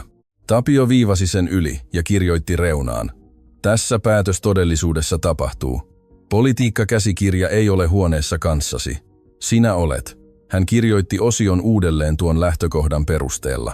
Hän lähetti koko muistiinpanojoukon koulutustiimille yhdellä rivillä. Nämä ovat ehdotuksia. Käyttäkää niitä, jos koette ne hyödyllisiksi. Koulutustiimi käytti ne kaikki. Veera Halmeen henkilökohtainen lausunto julkaistiin perjantai-iltapäivänä hänen oman sometilinsä kautta, pikemminkin kuin PR-henkilön tai yrityksen viestintätiimin kautta. Siinä oli 3 kappaletta. Siinä ei käytetty sanaa anteeksi useammin kuin kerran. Harkittu päätös, jonka hän teki kirjoitettuaan paljon pidemmän, anteeksi pyyntöjä täynnä olevan version, joka uudelleen luettuna tuntui hänestä enemmän katumuksen esittämiseltä kuin todelliselta tilinteolta siitä, mitä hän oli ymmärtänyt. Sen sijaan siinä sanottiin, että hän oli ollut osa kulttuuria, jota hän oli itse auttanut vahvistamaan tutkimatta sitä, että hän oli hyväksynyt institutionaalisen vahvistuksen oman moraalisen harkintansa korvikkeeksi. Että hän oli sanonut siellä matkustajasillalla jotain, mitä mikään ammatillinen standardi ei voinut oikeuttaa, ja että hän ymmärsi nyt, saatuaan viikkoja aikaa pohtia sitä ilman institutionaalisen hyväksynnän tarjoamaa eristystä, että ympäristö, jota hän oli normalisoinut, oli sellainen, jota hän oli itse auttanut rakentamaan päivittäisillä päätöksillään, ei jotain ulkopuolelta määrättyä. Vastaus jakoi julkisen mielipiteen, aivan kuten Aino oli ennustanut. Jotkut pitivät lausuntoa riittämättömänä. Toiset löysivät siitä jotain, mikä näytti aidon tunnustusprosessin alulta, ja sanoivat sen. Pienempi ryhmä syventyi vakavasti tekstiin institutionaalisesta kulttuurista ja yksilöllisestä osallisuudesta, mikä siirsi keskustelun yksittäisen välikohtauksen ulkopuolelle kohti rakenteellista kysymystä, mikä Ainon mukaan oli hyödyllisin paikka, mihin se saattoi suuntautua. Veera ei vastannut yhteenkään kommenttiin. Hän oli sanonut sen, mitä hänen piti sanoa. Se, mitä tapahtuisi seuraavaksi, kuului niille, jotka sen lukivat. Kaius Virta nosti kunnianloukkauskanteen seuraavana maanantaina nimeämällä 3 sometiliä ja 2 verkkotoimittajaa, joiden uutisointiehdotus asiakirjasta oli hänen mukaansa vääristellyt hänen yrityksensä aikeita ja aiheuttanut mitattavaa taloudellista vahinkoa. Kanteen nostaminen oli hänen asianajajansa suositus, joka esitettiin puolustuksellisena liikkeenä, joka voisi hidastaa uutisointia oikeudenkäynnin implisiittisen kustannuksen kautta. Kaius oli hyväksynyt sen alle 24 tunnissa. Kun kanne tuli julkiseksi, ehdotusasiakirjan koko teksti, jonka Kaiuksen oikeustoimi oli nyt sisällyttänyt viralliseen pöytäkirjaan todisteena, julkaistiin uudelleen 4 suuressa uutismediassa, jotka aiemmin olivat vain tiivistäneet sen. Asiakirjan tarkka kieli, premium-identiteetin suojelemisesta ja etumatkustamon matkustajaprofiilin hallinnasta oli nyt kenen tahansa saatavilla internetissä, pysyvästi ja kumoamattomasti liitettynä todisteeseen liittovaltion tuomioistuimessa. Kaiuksen asianajaja soitti hänelle samana iltana. He puhuivat lyhyesti. Kaius ei enää jättänyt mitään uutta käsiteltäväksi. Aurelis Airin osake sulkeutui tuona perjantaina korkeimmalle tasolleen 14 kuukauteen. Analyytikkojen raportit viittasivat päättäväisiin hallintouudistuksiin ja läpinäkyvään toimeenpanovastuuseen. Eräs analyytikko, joka oli seurannut lentoyhtiötä sen toisesta toimintavuodesta lähtien, kirjoitti, yritys näyttää muistaneen, mitä varten se rakennettiin. Aino luki muistiinpanon työpöytänsä ääressä, saman pöydän, jonka hän oli rahoittanut ja jonka takana hän ei ollut koskaan aiemmin istunut. Taittoi sen kerran ja laittoi sen laatikkoon sanomatta mitään. Sitten hän otti muistikirjansa ja reppunsa, laskeutui hissillä atriumpihalle, astui ulos hämärään, ylitti kadun, tilasi kahvin kojusta ja joi sen seisten, tarkkaillen rakennusta ulkoa päin, samalla tavalla kuin hän oli tarkkaillut sitä 12 vuotta sellaiselta etäisyydeltä, joka ei ollut koskaan ollut niin suuri, miltä se näytti. Perjantai-iltana hän nousi Aurelis Airin lennolle New Yorkiin. Hän ei ollut kertonut kenellekään lentoyhtiössä olevansa siellä. Hän varasi paikkansa tavallisen portaalin kautta omalla nimellään. Hän saapui yksin portille nahkareppunsa ja harmaan neuleensa kanssa ja nousi koneeseen. Kun hänen ryhmänsä kutsuttiin, hän asettui istuimelleen ja tarkkaili, kuinka matkustamohenkilökunta liikkui koneeseen nousun aikana, kuinka he tervehtivät matkustajia. Oliko huomion laatu yhdenmukaista koko matkustamossa, vai muuttuiko se niillä pienillä ja paljastavilla tavoilla, joita hän oli oppinut lukemaan vuosien varrella kiinnittämällä huomiota asioihin, joita useimmat eivät edes huomanneet tekevänsä. Se, mitä hän näki, ei ollut täydellistä. Mikään kulttuuri ei korjaa itseään 2 viikossa, mutta se, mitä hän näki, oli erilaista kuin lennon 74 aamuna, ja ero ei ollut pinnallinen. Se oli tervehdysten jatkuvuudessa, katsekontaktissa, joka ei horjunut, kun se osui matkustajaan, joka näytti erilaiselta kuin edellinen. Siinä pienessä hetkessä, kiireettömästi, joka tarjottiin hitaasti liikkuvalle matkustajalle, tarjottuna ilman että sitä pyydettiin, pieniä asioita. Hän havainnoi niitä kuten aina havainnoi asioita, hiljaa, ilman että ilmoitti havainnoistaan. Eräs matkustaja asettui käytäväpaikalle hänen viereensä, järjesti laukkunsa, nojautui taaksepäin ja katsoi syrjäsilmällä sellaisen ihmisen yksinkertaisella lämmöllä, joka sanoo täsmälleen mitä ajattelee. Tuo neule on ihana, nainen sanoi. Kiitos, Aino vastasi. Ei tullut toista silmäystä, ei arviointia. Nainen avasi kirjansa ja kone alkoi liikkua takaisin. Helsingin valot levittäytyivät alapuolella heidän noustessaan, ja kaupungin ruudukko muuttui korkeudesta katsottuna joksikin, mikä näytti ylhäältä päin järjestäytyneeltä, yhdistetyltä systeemiltä, jokaisen osan ottaessa paikkansa suhteessa kaikkiin muihin. Uusi tehtävänanto esiteltiin henkilöstön yleiskokouksessa helmikuussa lähes 4 kuukautta lennon 74 aamun jälkeen. Se oli vienyt niin kauan, koska Aino oli kieltäytynyt kiirehtimästä sitä. Hän hylkäsi 2 aiempaa luonnosta. Ensimmäisen siksi, että se kuulosti markkinointitekstiltä. Toisen siksi, että se oli kirjoitettu lähes kokonaan viestintätiimin toimesta, ja siinä oli se hallinnoitu ja hiottu kieli, joka on suunniteltu edustamaan arvoa pikemminkin kuin kuvaamaan sitä. Hän palautti molemmat samalla muistiinpanolla. Tämän täytyy kuulostaa ihmisiltä, jotka todella työskentelevät täällä, koska heidän olisi pitänyt kirjoittaa se. 3. luonnos syntyi 6 viikon työskentelysessioista 12 työntekijäryhmän kanssa, joita ohjasi ulkopuolinen konsultti yhdellä ainoalla ohjeella. Antakaa ihmisten sanoa, mitä he todella ajattelevat. Sessiot tuottivat keskusteluja, korjauksia ja erimielisyyksiä. Ja lopulta asiakirjan, jota kukaan ei voinut omia yksilöllisesti ja jossa lähes jokainen sen lukenut tunnisti jotain, mitä oli itse antanut siihen. Tehtävän annossa oli 41 sanaa. Aurelis Eir on olemassa siirtääkseen ihmisiä arvokkaasti. Jokainen istuin, jokainen portti, jokainen korkeus. Rakennamme tätä standardia joka päivä, emme siinä miten kuvailemme itseämme, vaan siinä mitä teemme, kun kukaan ei pyydä meitä todistamaan sitä. Aino nousi seisomaan auditorion eteen ja luki sen ääneen lisäämättä mitään. Sitten hän istui alas. Suosion osoitukset alkoivat hitaasti, kuten tapahtuu kun ihmiset vastaavat johonkin mikä todella merkitsee jotain, ja ne jatkuivat pitkään.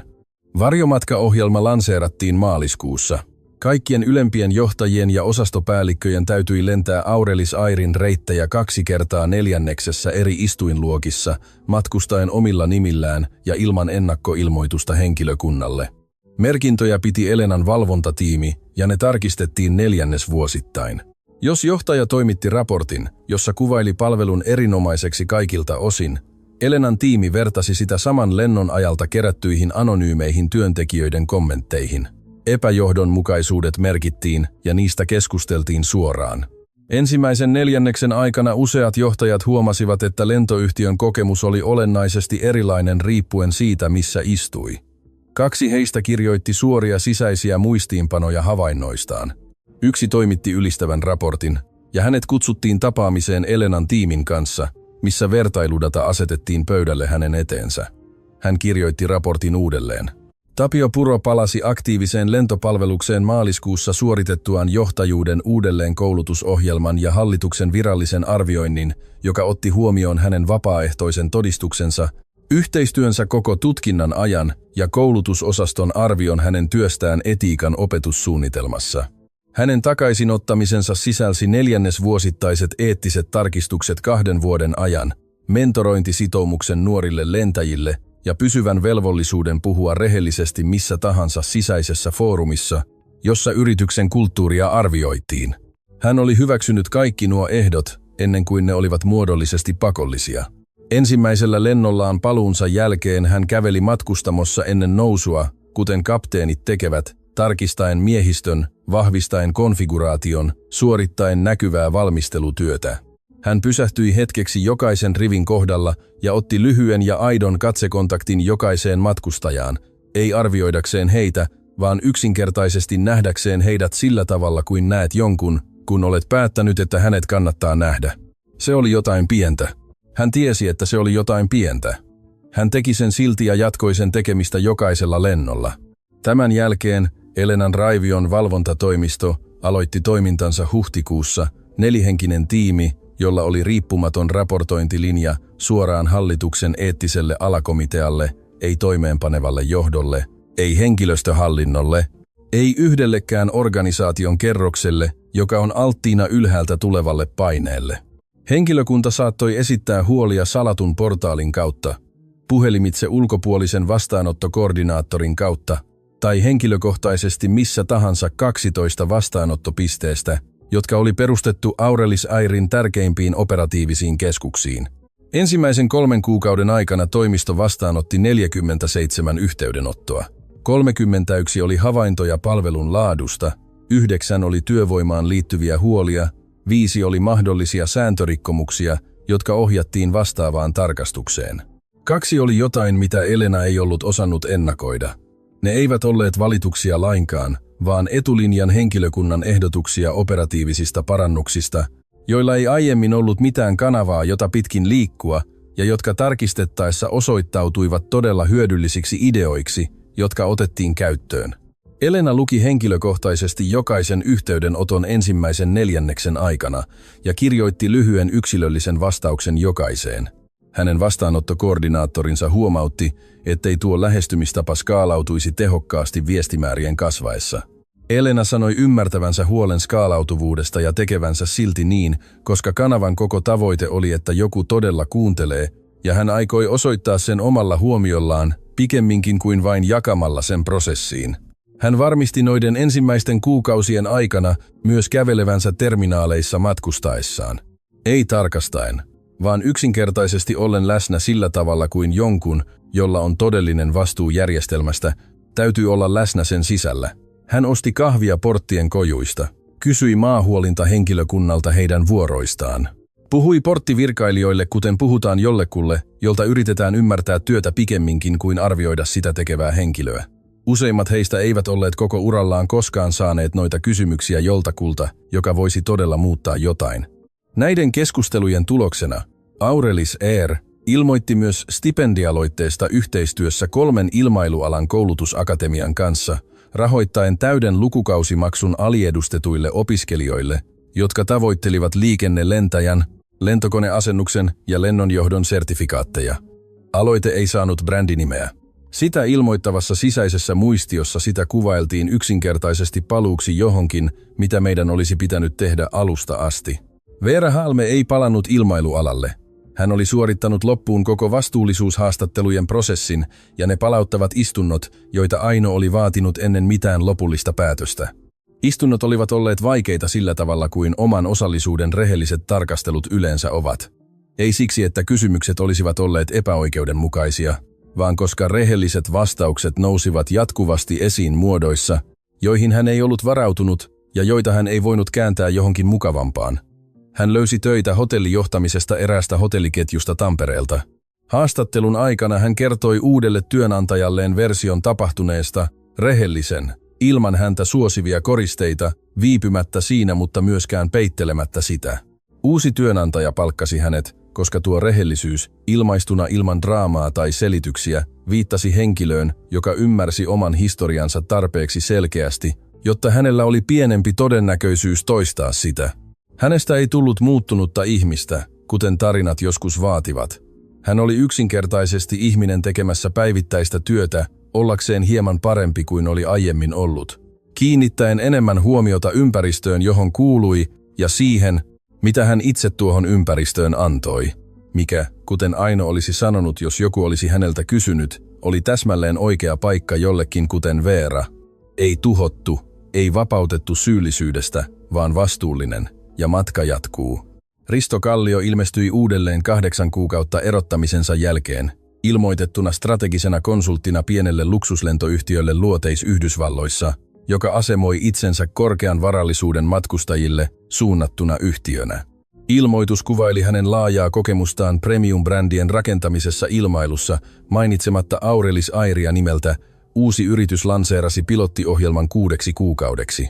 Arvostelut olivat ristiriitaisia. Brändin asemointi houkutteli hyvin tietynlaista markkinaa, mutta sen oli vaikea oikeuttaa kustannuksiaan.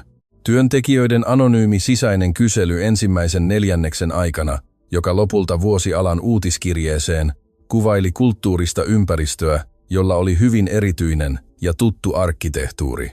Startup muutti asemointiaan 8 kuukautta myöhemmin ja vaihtoi alkuperäisen johtoryhmänsä. Risto ei kuulunut uuteen rakenteeseen.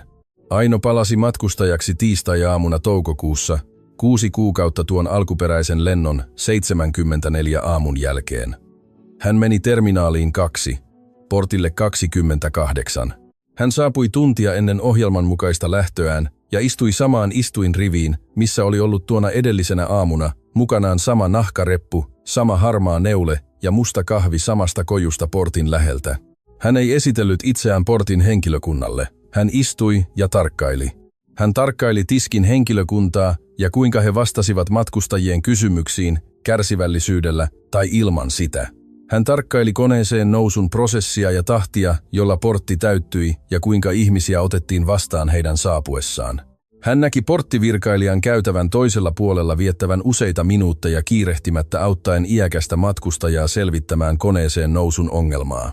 Ei siksi, että esimies olisi katsonut, ei siksi, että vaadittaisiin mitään suoritusta, vaan yksinkertaisesti siksi, että matkustaja tarvitsi apua ja virkailija päätti antaa sen hänelle kokonaan pikemminkin kuin puoliksi. Aino oli tullut sinne osittain vahvistaakseen jotakin ja osittain yksinkertaisesti istuakseen paikassa, missä kaikki oli tapahtunut ja nähdäkseen miltä se tuntui. Nyt se tuntui erilaiselta, ei valmiilta. Hän oli liian huolellinen ajattelija julistaakseen jotain valmiiksi.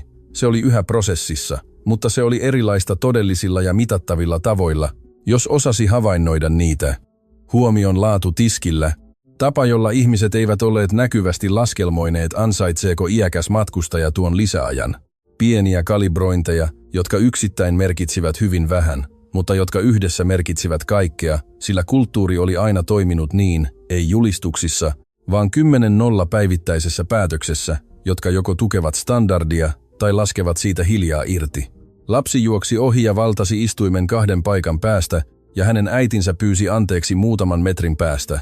Aino sanoi, ettei se haitannut, ja se oli totta.